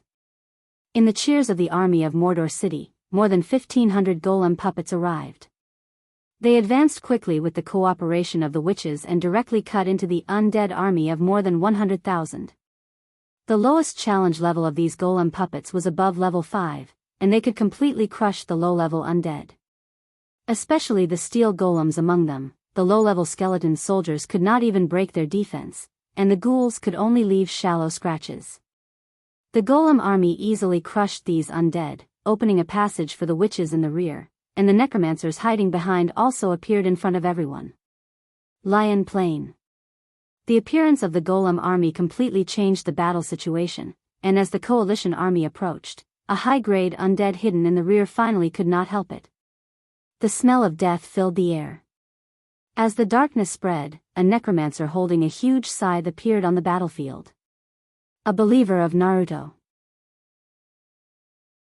He prayed for Naruto's divine power and used himself as a medium to become his temporary incarnation. Mordor City, in the Great Temple. Soren watched all this silently, and when Naruto's incarnation appeared, a smile appeared on his mouth. Finally, can't help it? Golden light emerged. Soren's shadow rose from the temple, and at the same time, on the battlefield thousands of miles away, the saint priest Milan knelt on one knee and prayed devoutly.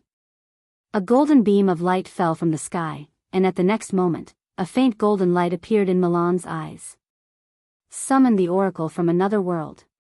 Milan slowly stood up, waved his hand, and opened two portals behind him. Then, two gray-winged god emissaries appeared on his left and right. Group courage. Group power bestowal. Shadow realm. The radiance of spells spread out along with the aura. At this moment, Saint Priest Milan seemed to have been deified, affecting the battlefield with a power that didn't belong to mortals. She looked at the front with a cold expression. Then, in the shadow realm, she disappeared instantly, and the next moment, she appeared directly inside the undead army. The golden divine power turned into two sharp blades, and Milan floated like a ghost. Every time she passed, several high-grade undead were killed. Even the Lich could not compete with her power. Often at the moment of being killed, the Lich's phylactery hidden somewhere would be directly broken by some powerful divine power. The black scythe of the god of death struck. With a crisp collision sound, the incarnations of the two gods fought for the first time. Bottomless abyss. The third floor. The Forgotten Land. Behind the Galumba arena was an active volcano all year round. Now a wide passage had been dug out by the Hezru, directly connecting to the magma layer inside the volcano. A team of demon guards guarded in front of the gate. Through the gate was a group of succubus in revealing clothes. Behind the gate was a huge pool with hot magma flowing in it. The temperature here was unbearable even for demons, but at this moment, there was a huge black shadow sitting cross-legged in the middle of the magma pool. The blazing flame shrouded it, and the wide demonic wings moved gently in the magma. Roar! Suddenly, an excited roar sounded, and then a huge figure of about 8 meters high rose from the magma. An endless amount of flame power surged toward the figure, and the blazing flames completely enveloped it. One could only see a terrifying shadow that was full of pressure. The huge figure waved its hand, and a burning sword appeared, followed by a flame whip that was more than 50 meters long. The terrible heat melted the rocks, and the pressure of the Lord-level demon enveloped the whole volcano. The Baelor leader, Sauron, slowly walked out of the magma. His body size at this time was very amazing. His bare chest showed terrible muscles like steel. The wide demonic wings were almost 15 meters wide, looking like huge dragon wings. He had leveled up. Sauron, who had successfully evolved into the form of the Baelor leader, was nearly 8 meters tall and weighed more than 7,000 pounds. His huge body size did not affect his movements. Even if he had evolved into a super-large otherworld creature, Sauron's dexterity was still as high as 25 points, and his strength had increased to a terrifying 40 points. The Baelor had two forms. One was the large otherworld creature, which added 30 points of basic HP. Each creature level had an additional 30 points of HP. The other was the large otherworld creature, which was the evolved form of the demons. The basic HP was 60 points, and each creature level had an additional 60 points of HP. And now, Sauron had evolved into a large otherworld creature. With the successful evolution of the Baelor, leader, his HP directly exploded to more than 1,500 points.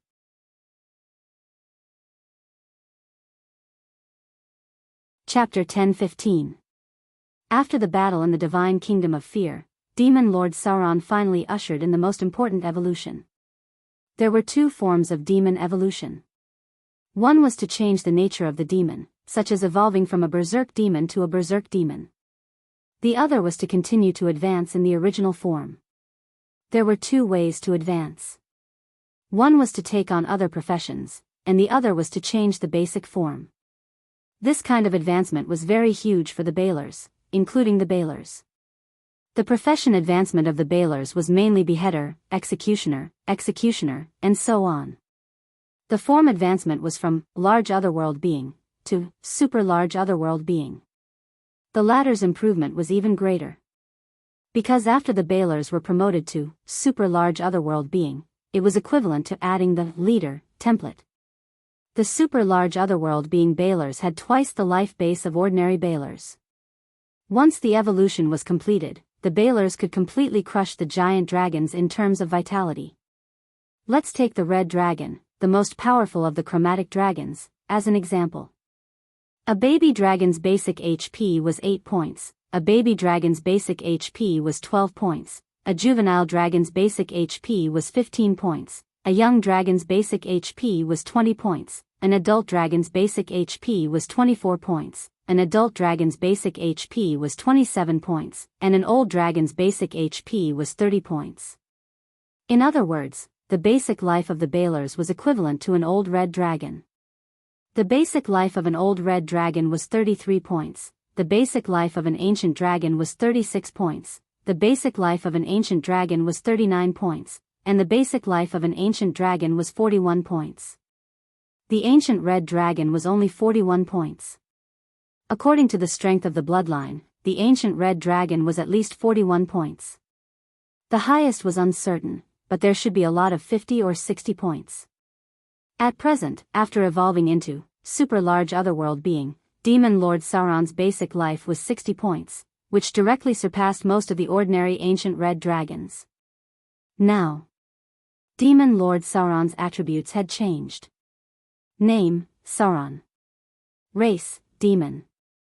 Form, Baelors, Leader, Grade 6, Super Large Otherworld Being, Plane Crossing, Evil, Level, Creature Level 27 Attributes, Strength 40, Agility 25, Constitution 35, Intelligence 25, Wisdom 25, Charm 25. Alignment, Lawful Evil. Note, other demons will be slightly hostile to your actions. Health, 15121512 Demonic Energy, 8506100000 Domain, Massacre, Frenzy, Evil. Skills, Sneak 285, Deception 325, Negotiate 215, Literacy 270, Intimidation 370, Spellcraft 220, Use Magic Equipment 220, Listen 215, Detect 225, Search 190.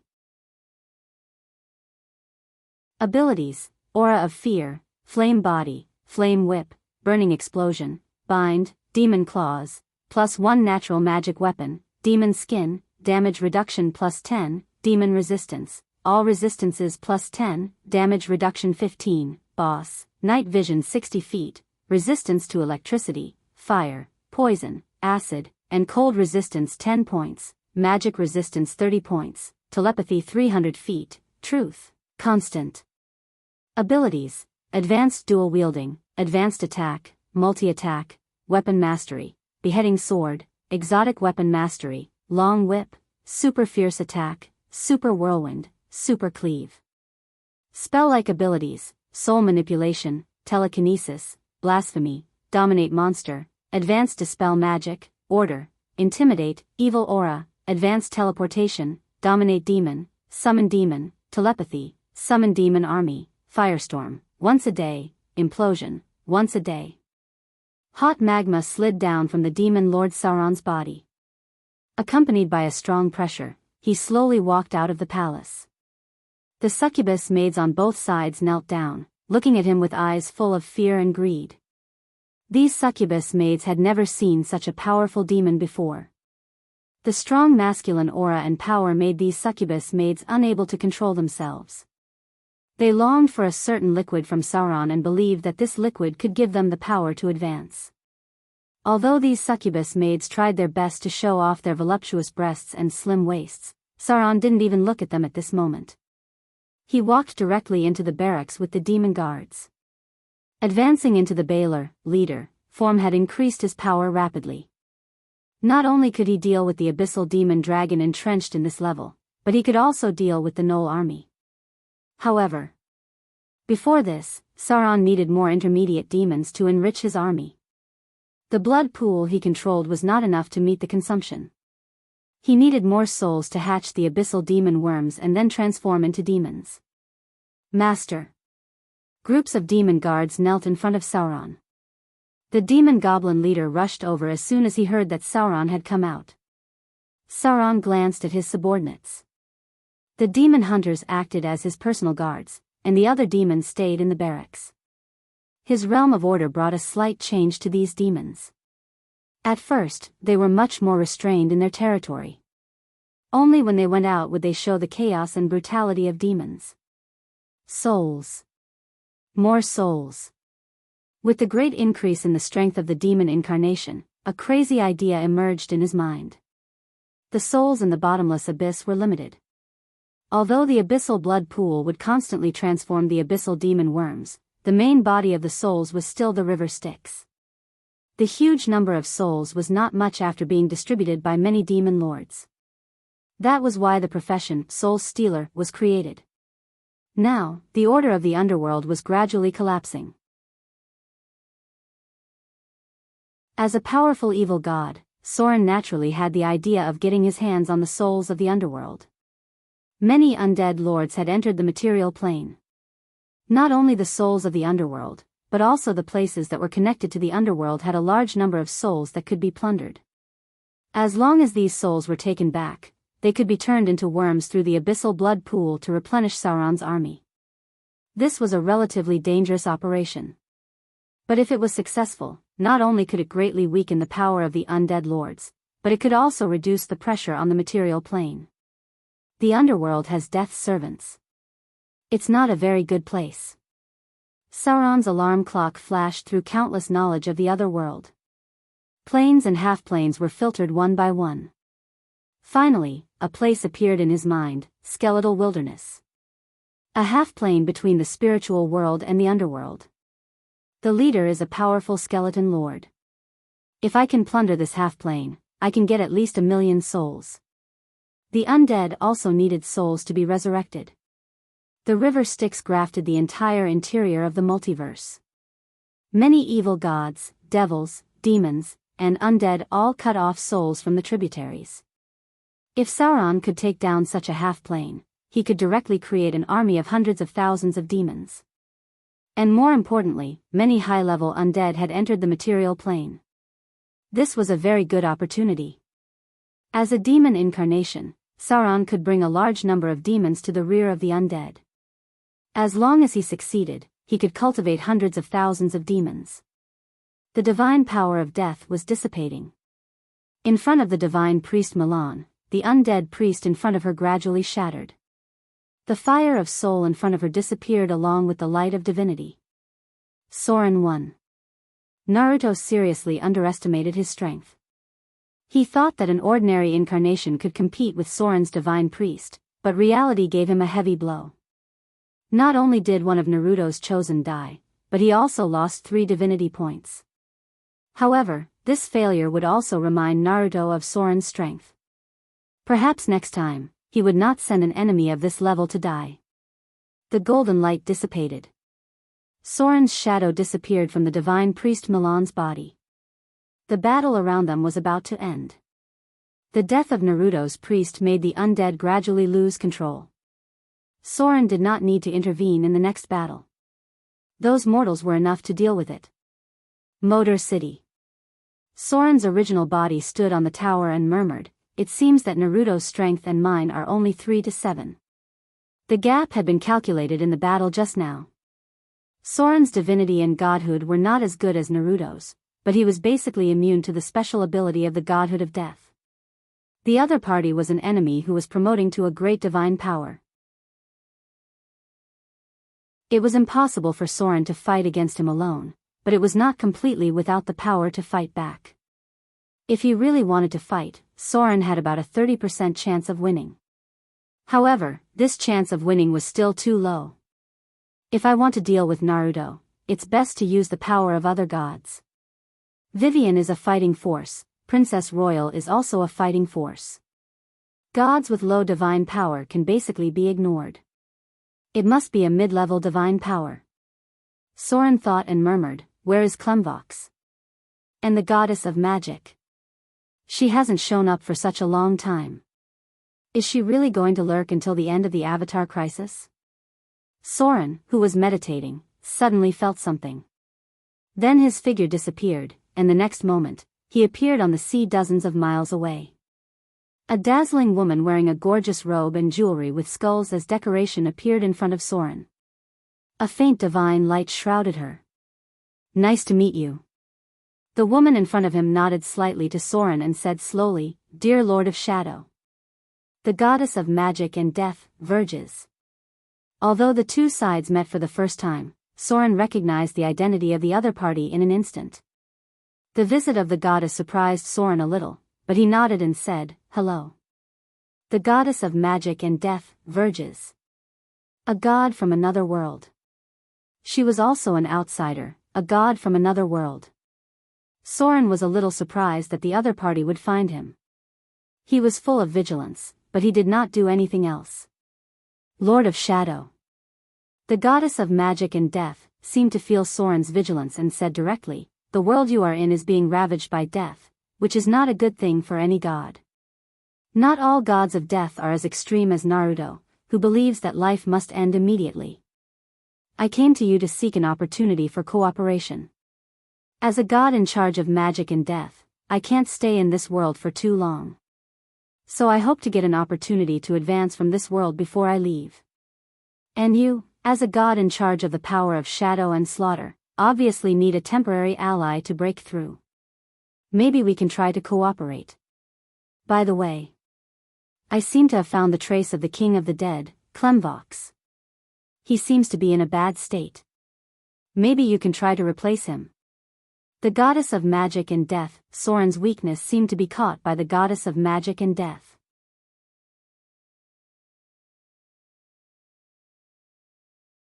Chapter 10:16. Soren narrowed his eyes slightly. If Gloria were here, she would definitely be able to guess that Soren was thinking and was already a little tempted. But Soren still couldn't trust the god in front of him. Not only because of her identity as an outsider, but also because of the death and magic in her clergy, which conflicted with Soren's. Soren thought for a while. Then, he slowly raised his head and said, "Your proposal is very interesting. But I'm sorry, I'm not going to cooperate with you. And for a new god, rashly challenging the king of the dead isn't a smart thing to do." The expression of the goddess of death and magic, Verges, gradually froze. She had imagined that Soren would make all kinds of requests, but she didn't expect him to directly reject her. She couldn't help but ask, "Why? Because I'm a god from another world?" Soren shook his head and said, "No. It's because I can't completely trust you. And trust is the foundation of all cooperation. Besides, with the current situation, it's not the time to deal with the king of the dead. Even Naruto couldn't kill him after so long of preparation. It's not easy to completely replace him." The goddess of death and magic, Verges, was surprised. "You know all this?" Soren smiled and said, "The gods wouldn't be ignorant of this. Unlike your world, this world has already experienced a catastrophe. With the example of the fall of the three death gods, the gods are able to restrain themselves. The goddess of death and magic, Verges, was silent, but she wasn't ready to give up. Instead, she said, "What can I do to make you believe me?" Soren pondered for a moment and said, "Tell me your real purpose of coming here." The goddess of death and magic, Verges, was silent. Her expression was hesitant, but then she shook her head and said, "I'm sorry. I can't say it, because if I say anything related, it will attract the attention of the other party. I can only say that I came to this world to seek an opportunity to advance to a great divine power. There is almost no conflict of interest with you, and I can help you advance to a great divine power in this world. You're a new god with great potential. But the avatar crisis is just the beginning. With the end of this crisis, the power of the gods will be reshuffled. At that time, you will have to face more than just the gods of this world. The pantheon will be a bigger challenge. If you don't have enough strength, even the gods will encounter all kinds of problems. Why do you think the orc gods can enter this world? Isn't it because the native gods aren't powerful enough that a part of this world was carved up by the orc god system?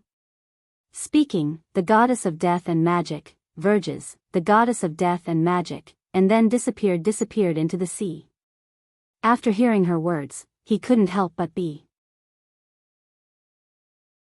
Because they had spread in this plane for too long, many people regarded the orc gods as the native gods, but in fact, they were outsiders, gods who entered the material plane after the Battle of the Gate of the Orcs.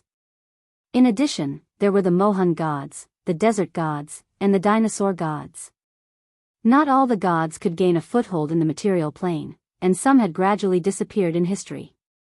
The pantheon was the real big stage. After the end of the Avatar crisis, Soren needed to occupy a chair in the pantheon in addition to returning to the kingdom of God. The Avatar crisis had reshuffled the power of the gods, and the competition for the material world might lead to a new struggle between the gods. She was right, Soren did need to be a great divine power to ensure his status. I can't even say my name. Soren's figure returned to the city of Moder and murmured, "It seems that the goal of the goddess of death and magic, Verges, is very likely to be a great divine power. A great divine power could already obtain a very high status and control in a plane. If what Verges, the goddess of death and magic, wanted to do was related to a great divine power, then the difficulty would become very amazing." According to Soren's guess, this goal was very likely to be related to Verges, the goddess of death and magic, and it was likely to be a god above her. A god from another world. Soren pondered and murmured, "When should I go to other material planes? As a god from another world, I can fight if I can win, and run if I can't win. Anyway, I don't have to worry about the consequences. Is it possible that they will chase me to this material plane to beat me?" Why was Naruto so fearless? It was because Naruto was also a god from another world, and this material plane was just one of his strongholds. The god of death, Nero, wantonly launched the undead disaster because his core belief was in another world. Even if he offended a large number of gods, as long as he did not fall, he could just return to his original world and start all over again. It was like a war between two countries. One was fighting in one's own home, and the other was fighting in someone else's home. These were two completely different concepts. Soren had more and more concerns, and he couldn't kill gods as casually as before. Why? It was because of the Motor City, the foundation of the South Coast, a large number of mortal believers, and many people who served and followed him. Soren couldn't completely ignore these people. If he overdid it, the enemy would vent his anger on these people. However, if it was in other material planes, he really didn't have any concerns. The bottomless abyss. The third floor. The forgotten land. The barracks of the Galumba arena had been expanded more than 3 times, and there were many more demons here than before. The night witches herded batches of abyssal worms forward on the wide granite road. These hideous worms with human faces were herded and hunted by the night witches from the wilderness. They were going to sell them to the demon merchants in the Guruba arena. Tall buildings rose from the ground. The demon goblins drove the berserk demons to carry heavy stones. The buildings here were basically more than 10 meters high because the height of the demons was already amazing. Some hell worms were mixed in. As the Galumba arena became more and more famous, many Yugros who smelled business opportunities came. Not only were there worms from other planes, but even the souls of the Bator Inferno were smuggled in. The most popular goods here were souls, weapons, and gems. There was a legend that the lord here, Sauron, was like a dragon. He liked to collect all kinds of gems and strange stones. It was said that these things were stored in his treasury. Galumba Arena sold a large number of weapons. The quality was much better than the demons, and the price was cheaper than the demons. The demon merchants would use the souls and gems they brought to exchange for these weapons, and then sell them to other places in the bottomless abyss. The third floor was a good transit station. It was far away from the location of the Abyss Blood War, and there was the river Styx leading to the lower levels. Now, this town ruled by demons was glowing with a different prosperity. At this time, in the deepest part of Galumba Arena, a tall black shadow came to the lava pool behind the barracks. Master. Rows of demons burning with raging flames knelt down to the Baelor, leader, Sauron. These were the demons he cultivated. At first, there were only some fire demons, but with the war in the Kingdom of Fear, some of the fire demons began to evolve. When a new flame demon appeared, it meant that Sauron's plan was successful. Baelor, leader. The word leader not only represented Sauron's strength, but also his own combat power as a leader. It also meant that Sauron had the ability to create Baelor demons. If the fire demons he cultivated had not evolved into flame demons, he would not have been able to get the power of a leader so easily. This was a feedback ability from the plane. Baelor demons were one of the species closest to the original demons, and they had always been the most powerful demons, second only to the lords. The demons outside were all cannon fodder. Sauron really needed these more powerful Baelors to be able to run rampant in the bottomless abyss in the future and help his main body in the war in the Kingdom of God. One by one, the fire demons stood up from the lava pool. Sauron used his blood as a medium to awaken many souls.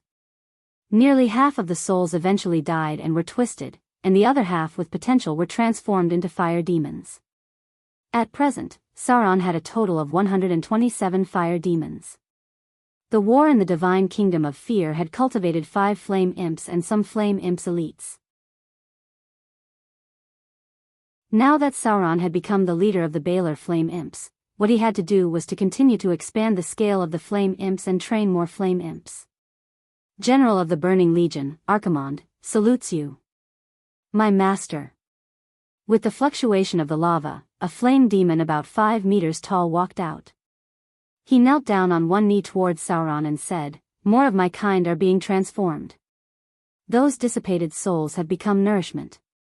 It is estimated that a new fire demon will be born in a month." Transforming a fire demon not only required a lot of souls but also an active volcano. Sauron was now accumulating numbers. The focus of the demon hunter had shifted to the Kingdom of God.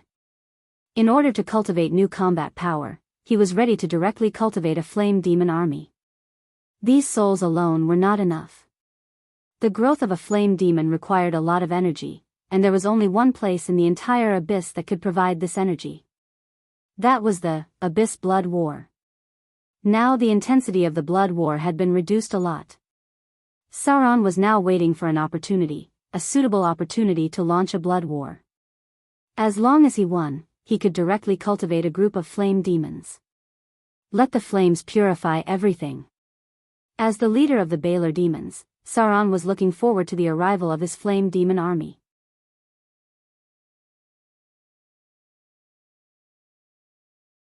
Chapter 1017. Time quietly approached November. As the army sent by Sauron cleared most of the undead on the south coast, the refugees gathered near the city began to return to their homes. The Temple of Agriculture took the opportunity to expand the scope of believers. The priests of the goddess of agriculture and the Droll began to distribute winter wheat seeds to the refugees for free, and then settled these people in the land around the Wind Spear Hills. Because some cities had been destroyed, Adele Isabella also suggested that Soren expand the size of the territory. So the Wind Spear Hills annexed the territory of 3 nearby cities, and the area expanded by about 500 square kilometers. Most of the original nobles in these territories died in the undead disaster. The surviving bloodlines were all collateral branches, and they were not qualified to compete for the right of inheritance. Similarly, with Soren secretly backing her, the Duke of Red Dragon's wife also began to attack the nobles in the Principality of Rossard. The undead had been forced hundreds of kilometers away, close to the edge of the halflings' territory. The necromancers gave up this land and began to walk death in other places. Their task was to walk death in order to collect the power of death and help Naruto and the undead kings to level up. After this disaster, the population of the south coast had been reduced by about half. The rest of the population was almost under the protection of the big cities, so they targeted other places. For example, the Shire area, which had been almost unaffected from the beginning until now. The halflings were well protected by their gods and had not been affected much so far. But for the undead, they did not have so many concerns. The race of halflings was their next target. At the same time, in the outer islands of Mordor, the city hall began the 3rd census because of the approaching new year. The census of Mordor was conducted almost every year, but this year was a little different. Under the arrangement of Soren, the high priest began to conduct a census of the number of believers in the church. Because of the help of the witches, the whole process of the census was very fast. A few days later, Soren got a document. Very good. Soren looked at the statistics and couldn't help but smile. You did a good job. The population of Mordor City grew rapidly. Now, with the population of Treasure Island and other nearby islands, the total population of Mordor had reached about 400,000. This was mainly because Soren had completed the city's planning. The housing and farmland were enough to support the huge population. This number was still increasing. It was expected that the population of Mordor City would reach more than 600,000 next year. According to the statistics of the city hall, many wealthy families from other places wanted to move to Mordor City to avoid the war. For this reason, the city hall received a lot of extra taxes. Next was the number of Soren's followers. This was a huge increase. At first, Soren's followers were mainly concentrated in the half-elves, but now he had about 300,000 followers in the city of Mordor. The half-elves who originally occupied the main position were now only 1/3 of his followers. This had a lot to do with Soren's dominion. Because of the prosperity of Mordor City, many humans had become Soren's followers, and this number was still increasing steadily. There are 300,000 followers in Mordor City. If you add in other places, there should be about 1 million followers. That is, if I advance to greater divine power, I won't be unable to bear the consumption. Gods couldn't advance randomly. If there was not enough followers, blindly advancing would only make one enter a period of decline. Under normal circumstances, it would take at least 1 million followers to maintain a greater divine power. If there were not so many followers, then the power of the god would decline little by little, and eventually decline back to intermediate divine power. Similarly, if the number of followers was enough, even a god with intermediate divine power would slowly advance. It may take hundreds of years to reach the level of a greater divine power. The expansion of Mordor City ensured the number of Soren's followers. That was to say, he now only needed to make up for the divinity and divinity value to become a greater divine power. In fact, it proved that Soren's initial layout was correct. If he didn't build Mordor City, he would have to rely on priests to spread his followers slowly like other gods. It was a very slow process. It was impossible without hundreds of years. The realm of bones. This was a half-bit wall between the spiritual world and the underworld. It was born more than 3,000 years ago, and its creator was said to be a demigod lich. In the long history of the multiverse, there were many powerful people who were comparable to the gods, and the demigod lich was undoubtedly the closest to the gods. Many demigod lich tried to get the power of a true god, but so far, only the god of lich got it by luck. The mystery of the gods was not so easy, and the gods would not easily allow others to touch it. However, the legacy of the demigod Lich was undoubtedly preserved, and that was the half-bit wall that he spent hundreds of years cultivating. Compared with other spellcasters, the demigod Lich had enough time to squander, so this half-bit wall was already not small at the beginning of its birth. The half-bit wall would gradually grow over time. Therefore, there were more and more half-bit walls attached to the gap between the spiritual world and the underworld. In the end, it was almost the size of a small principality.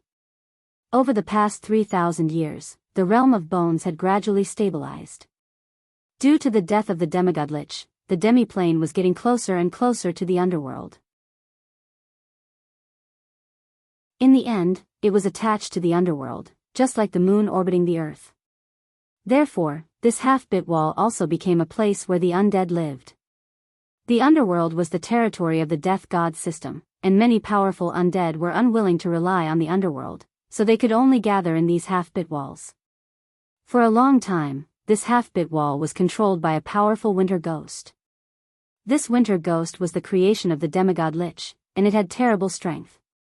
But later, this winter ghost was killed by the death god's servant, and a powerful skeleton lord took over this place. He called himself the Skeleton King. But in fact, almost no one cared about his title, because basically every powerful skeleton lord liked to call himself the Skeleton King. The outbreak of the undead disaster caused this skeleton lord to covet the souls of the material plane, but he was cautious and did not send out all of his troops, but kept some of them to guard this half-bit wall, for he was afraid that others would rob this place. And today, under the gray night sky, near the edge of the half-bit wall, a blood-red portal opened. On one side was the gray territory of death, and on the other side was the dark red-hot plateau of the portal. Countless restless and excited demons appeared on the other side of the portal, and when the whole portal stabilized, immediately two secondary balers flew up excitedly and rushed directly into the half-bit wall. For demons, there was nothing more interesting than breaking out of the bottomless abyss and snatching other half-bit walls. P.S. There will be an advertisement for a game tomorrow. Slowly accumulate contacts and try to do something.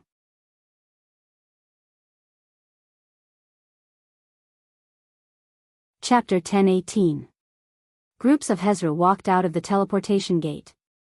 Unlike the demons in other parts of the abyss, the demon army that came out of the portal was more disciplined and not as messy as the other demon armies. Moreover, they were all equipped with excellent weapons. Although they were not as good as the elites of the demon army, they were basically magical weapons. Due to the high skin resistance of demons, most of these demons were not equipped with armor or were only equipped with part of the armor. Their bare chests were full of muscles with bulging veins, full of a sense of strength that mortals could not compare to. Behind the Hezra was a squad of 6-armed Marillion. These terrifying warriors were among the best in the abyss in terms of close combat ability. Any 6-armed Marillion could take on a small army by themselves. As the smarter demons, the Baler led the army. They split into 3 groups and advanced forward. This time, almost all of the demons that came out were intermediate and advanced. The inferior demon cannon fodder was not worthy of being teleported to the battlefield of other planes. The last group that came out of the portal was a group of flaming demons. There were 7 or 8 Balers mixed in with them. Then, the demon lord, Sauron's figure appeared behind them. This was the demon army that came from the Galumba arena. Sauron's strength was not enough to compete with the archdevils for souls, so this demiplane controlled by the undead was within his range of plunder. There was a rule in the lower planes. Ever since the river Styx ran through the multiverse, the lords of the lower planes loved to steal souls from the river Styx. The servants of death and the oracles could only ensure that the souls of the more devout believers would be returned to the river Styx. However, the souls of the non-believers would mostly float along the river Styx before being distributed by the servants of death. This gave the lords of the lower planes a chance to reach out. Master. A tall elite succubus flew in front of Sauron. She smiled and showed her tall figure. Then she said, "There is a large group of ghouls in front. We should be close to the main camp of the undead." The faint sound of battle could be heard. Sauron nodded and said, "Let the Glabrizu and the Soul Judgment demons prepare." All the advanced demons prepare the soul assimilation spell. A team of demon elites flew out. As the place where souls were needed the most in the lower planes, the high-level demons of the abyss basically had a way to plunder souls. The Hezru at the front had already broken through the ghouls' defensive line, with some of the ghouls falling to their attacks. The Balors and Balrogs were picking out suitable enemies, and each time a legendary tier undead spirit appeared, it meant that they would swarm it, kill it, and extract its soul energy. The ground of this half-plane was black. Some kind of poison had seeped into this land, and any food or water that mortals ate here could cause them to die. Some pale skeletons were exposed in the wilderness, and it was unknown when they had died. This plane was endowed with certain characteristics. The speed of decomposition of corpses was very slow, and the white bones would not decay so easily. On the contrary, it was easy for them to turn into skeletal warriors due to death and resentment. This was an ability granted by the undead monarch. They had transformed their kingdom into a suitable territory, and as long as that characteristic was not erased, they could constantly replenish their forces from afar. The undead did not have much intelligence. In the entire half-plane, there were millions of undead wandering. Among them, the low-level undead wandered in the wilderness, while the mid-level and high-level undead were incorporated into the army. They were responsible for guarding the Lord's palace, and most of the time they were in a deep sleep. They would only be awakened when the enemy appeared. A group of succubus maids dragged grayish-black soul crystals to Sauron. These were the spoils of war of the demon army. In the lower planes, the chances of a soul crystal dropping from killing enemies were not high, but if it was combined with spells, the chances would be greatly increased. Using the soul spell would definitely give a soul crystal. Very good. Sauron picked up a gray soul crystal and looked at it, feeling the energy in it, and said with satisfaction, "Continue to advance. Destroy the enemy. Destroy this place." Thousands of ghouls and ghouls were slaughtered, and the demon army advanced step by step until a towering fortress appeared in front of them. This was a fortress that had existed for thousands of years. At first, it was a lich's laboratory, but later it was transformed into a skeleton fortress by the winter ghosts. Finally, about 1,000 years ago, it was turned into a skeleton fortress by the undead monarch. The ground in front of them was pale white. Who knew how many skeletons were buried underground, and the air was filled with thick corpse poison. If it wasn't for the Devil Legion, the human army would have been annihilated here. But this was nothing to the powerful demons. They ignored the poison here and rushed directly into the skeleton guard army. About 300,000 undead were gathered here. This number was terrifying to humans because these skeletal guardians were all level 5 and above. However, this number was nothing to demons. The Balor leader of the third layer of the abyss, Sauron. A low roar came from the fortress made of bones in the distance. A skeleton king about 5 meters tall appeared in the fortress and roared at Sauron, "Why did you invade my territory?" The pale fortress was mixed with the color of blood. For thousands of years, it had absorbed the essence of countless skeletons. A thick aura of death shrouded this place, and every once in a while, it would automatically awaken the undead. For the souls. Sauron looked at the enemy calmly and said slowly, "Because you are too weak. You don't deserve to own this plane." Kiki. Hearing Sauron's words, many of the high-grade demons could not help but laugh strangely. This was the demon's cold joke. Sauron explained a principle very straightforwardly, and these high-grade demons felt that it made sense. Since ancient times, there had been no shortage of clowns in the chaotic evil camp. Hearing Sauron's cold joke, there were even Hezru who slapped their buttocks with their backs facing the enemy and mocked him without holding back. Anger made the skeleton monarch's soul flame jump. He said in a low voice, "Do you think you will win? This is my territory. Wake up. My skeleton army. Destroy these arrogant demons in front of me." A blood-red light appeared on the skeleton fortress. The entire fortress was enchanted with powerful magic. When it was activated, the aura of death began to spread, and then the countless skeletons gathered underground were all revived. millions of skeleton soldiers crawled out from the ground. Over a long period of time, countless skeletons had been collected on this land, and when the magic was activated, they were all revived. Only this much strength. A secondary Baylor scorned. He was a demon who had retired from the bloody war in the abyss. At this moment, he looked at the skeleton monarch in disdain and said in a low voice, "Master, this useless fellow is not worthy of your attack. Leave him to me." Millions of skeleton soldiers surrounded the demon army. But from the beginning to the end, not a single demon showed fear. On the contrary, most of them showed contempt. Compared to the undead, the demons were also experts in human wave tactics. Basically, every demon had experience in fighting one against many. And in the bloody battle in the bottomless abyss, millions of soldiers were nothing at all. Any local conflict would have more than hundreds of thousands of demons. There were more than 600 levels in the abyss. These demons had basically experienced large-scale battles. At this moment, they did not feel anything when they saw millions of skeleton soldiers. "Berserker demons, charge!" Baylor ordered in a low voice.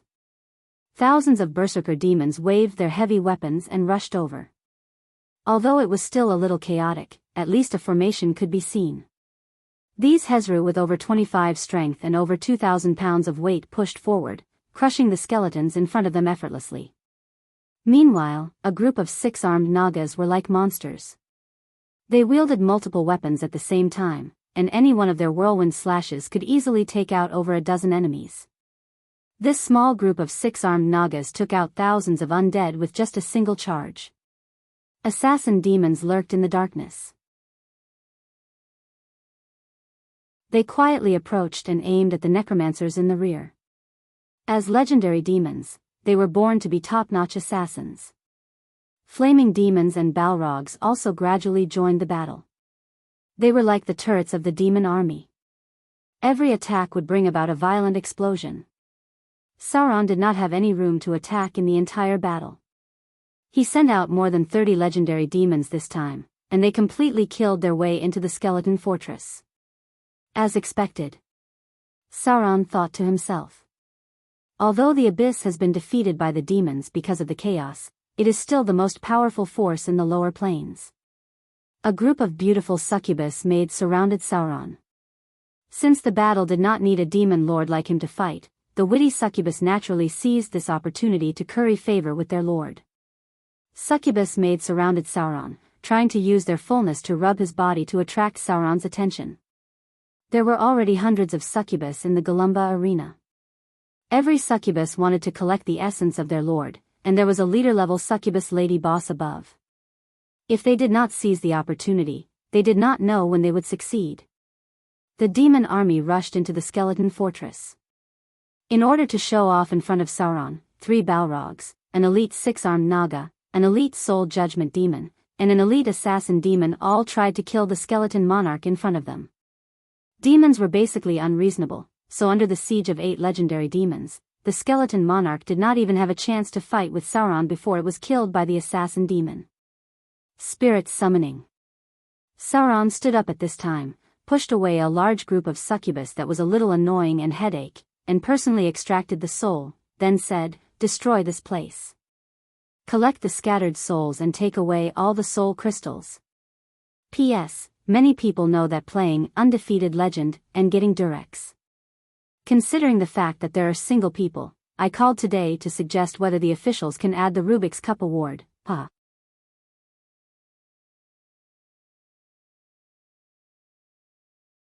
Chapter 10:19. With the end of the battle, the succubus began to count the spoils. As a smarter demon, the succubus was used by Sauron as part of the brain.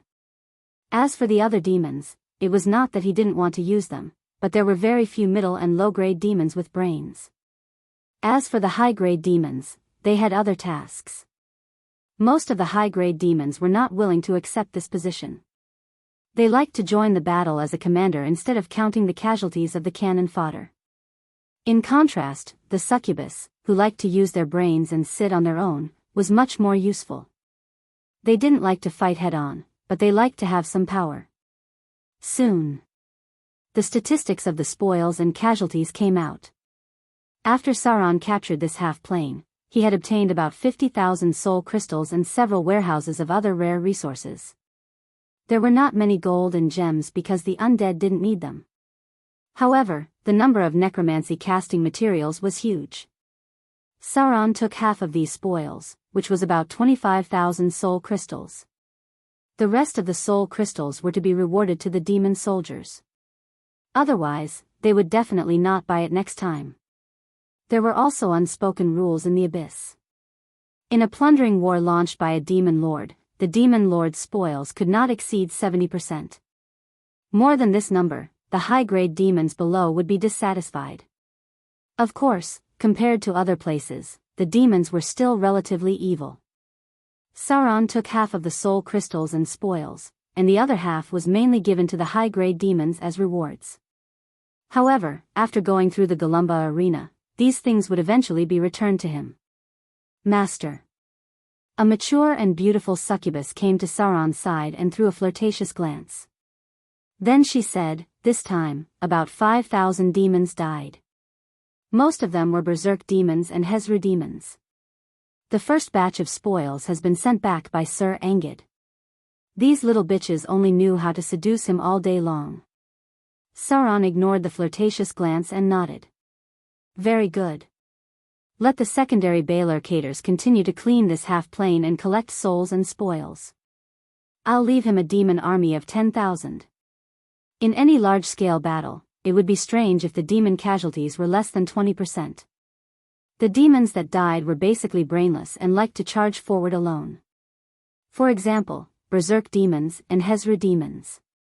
These demons were too deeply infiltrated by chaos and had a high death rate in every battle. They were completely high-level cannon fodder. However, if they died, they died. These kinds of demons could be replenished very quickly. Sauron also needed to eliminate them in order to cultivate a demon army that would listen to his command. The first batch of demons began to return. However, there were still many places in the demi-plane that had not been cleaned up.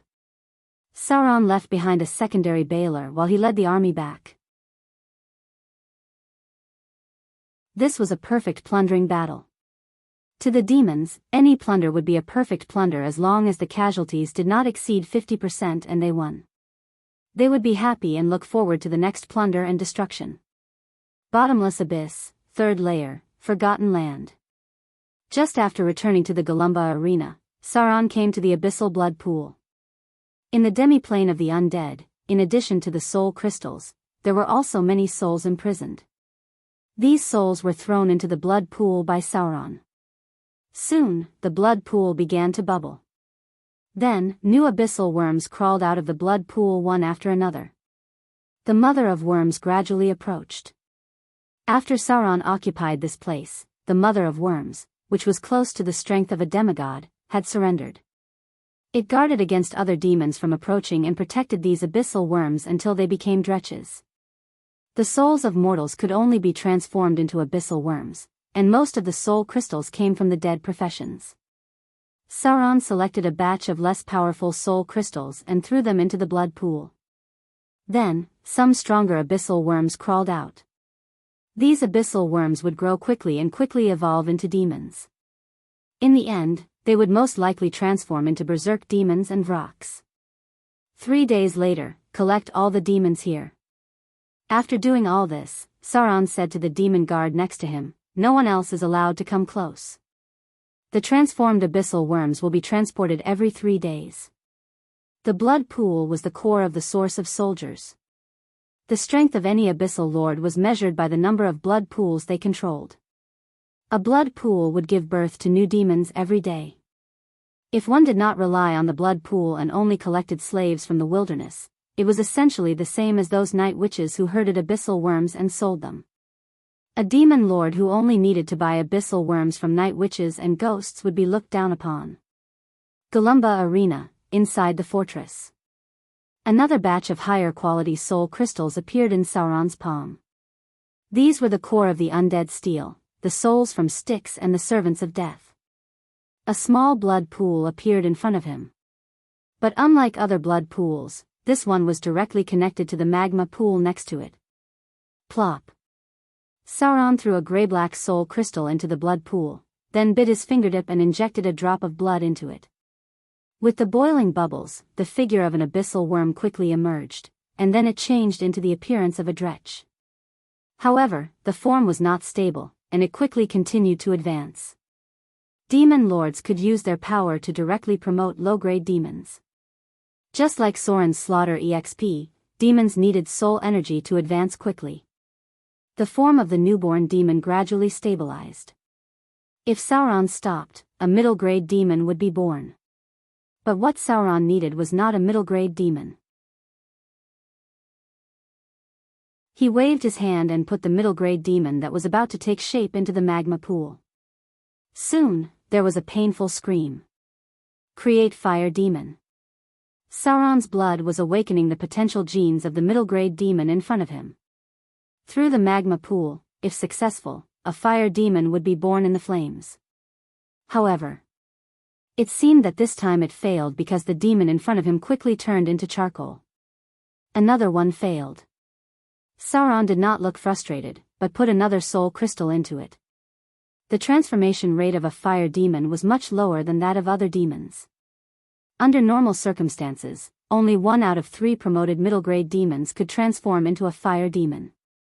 Sauron transformed about 30 times a day, and on average, he could transform about 10 fire demons a day. This transformation required at least a Baelor to complete. When the other Baelors grew up, Sauron could let them transform the fire demons. Soon, the second soul was formed. The body of the demon transformed by the blood pool was very successful. At the moment when it was ignited by the magma pool, it did not make a painful cry, but roared excitedly. Then, a fire demon burning with fire came out of the magma pool and knelt on one knee toward Sauron. Master. Sauron nodded and said, "Take him down." A successful demon would lose most of its memories, but its instincts and a few memories would be retained. Any successfully transformed fire demon would have direct combat power. The whole transformation process continued. Sauron transformed more than 100 today, but the success rate was still about the same as before. Only 1 out of 3 successfully transformed into a fire demon, and they were basically all transformed by middle-grade soul crystals.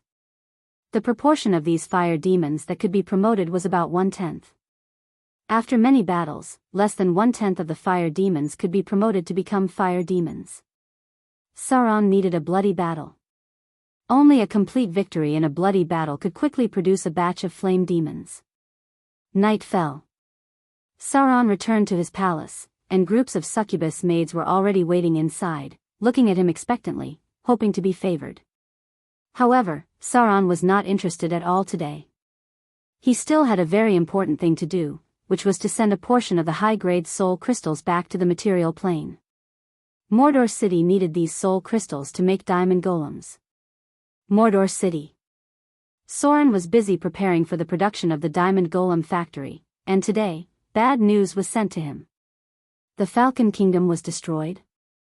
Sauron frowned as he looked at the information in front of him, and said in a deep voice, "Was it really completely conquered by the undead?" The south coast was under his protection, but other places were not so lucky. The Falcon Kingdom was located in the southwest of the continent. It was not a small kingdom, and there was a church of the noble goddess. The noble goddess, Seen-Wold, was a weak god. Her church was not strong, but it was not weak either. But now the whole kingdom had fallen, and the church of the noble goddess was almost wiped out. This was the first time the church of the gods had been hit so hard by the undead. At the same time, an evil name also spread in the material plane. Sazastan. The leader of the Red Robe Wizards, the evil demigod Lich, led the undead army to destroy the Falcon Kingdom and gathered a group of Red Robe Wizards to try to rebuild Tori's kingdom. Sauron pondered and murmured, "The Red Robe Wizards have also come out. Then the undead, Oro, should also make a move soon." The god of Lich seemed to have fallen after the undead, Oro, appeared. Then Sirik appeared. Because of the phylactery, the god of Lich was not so easy to kill. Even if the gods in the original book destroyed his body, the god of Lich would find a way to be reborn. Only Soren, Sirik, and those who inherited the power of the three gods of death could directly kill the god of Lich. He was one of Sirik's targets, and the time of his fall was after the undead, Oro, appeared. Looks like it's time to start. Soren pondered for a moment, and then a little bit of divine light separated from his body, and then an identical Soren appeared. P.S. By the way, on the 28th, which is tomorrow's beta test of Undefeated Legend, the Futu army is preparing to enter the Wei Kingdom in the sun-chasing area. My sock puppet is still Futu. This time, I want to see if I can really get the Rubik's Cup. This is a game that does not require experience to level up. My name is Futu. You're tuning into the Dreamy Love Stories YouTube channel. Don't forget to subscribe and join us on this journey to catch the most captivating stories.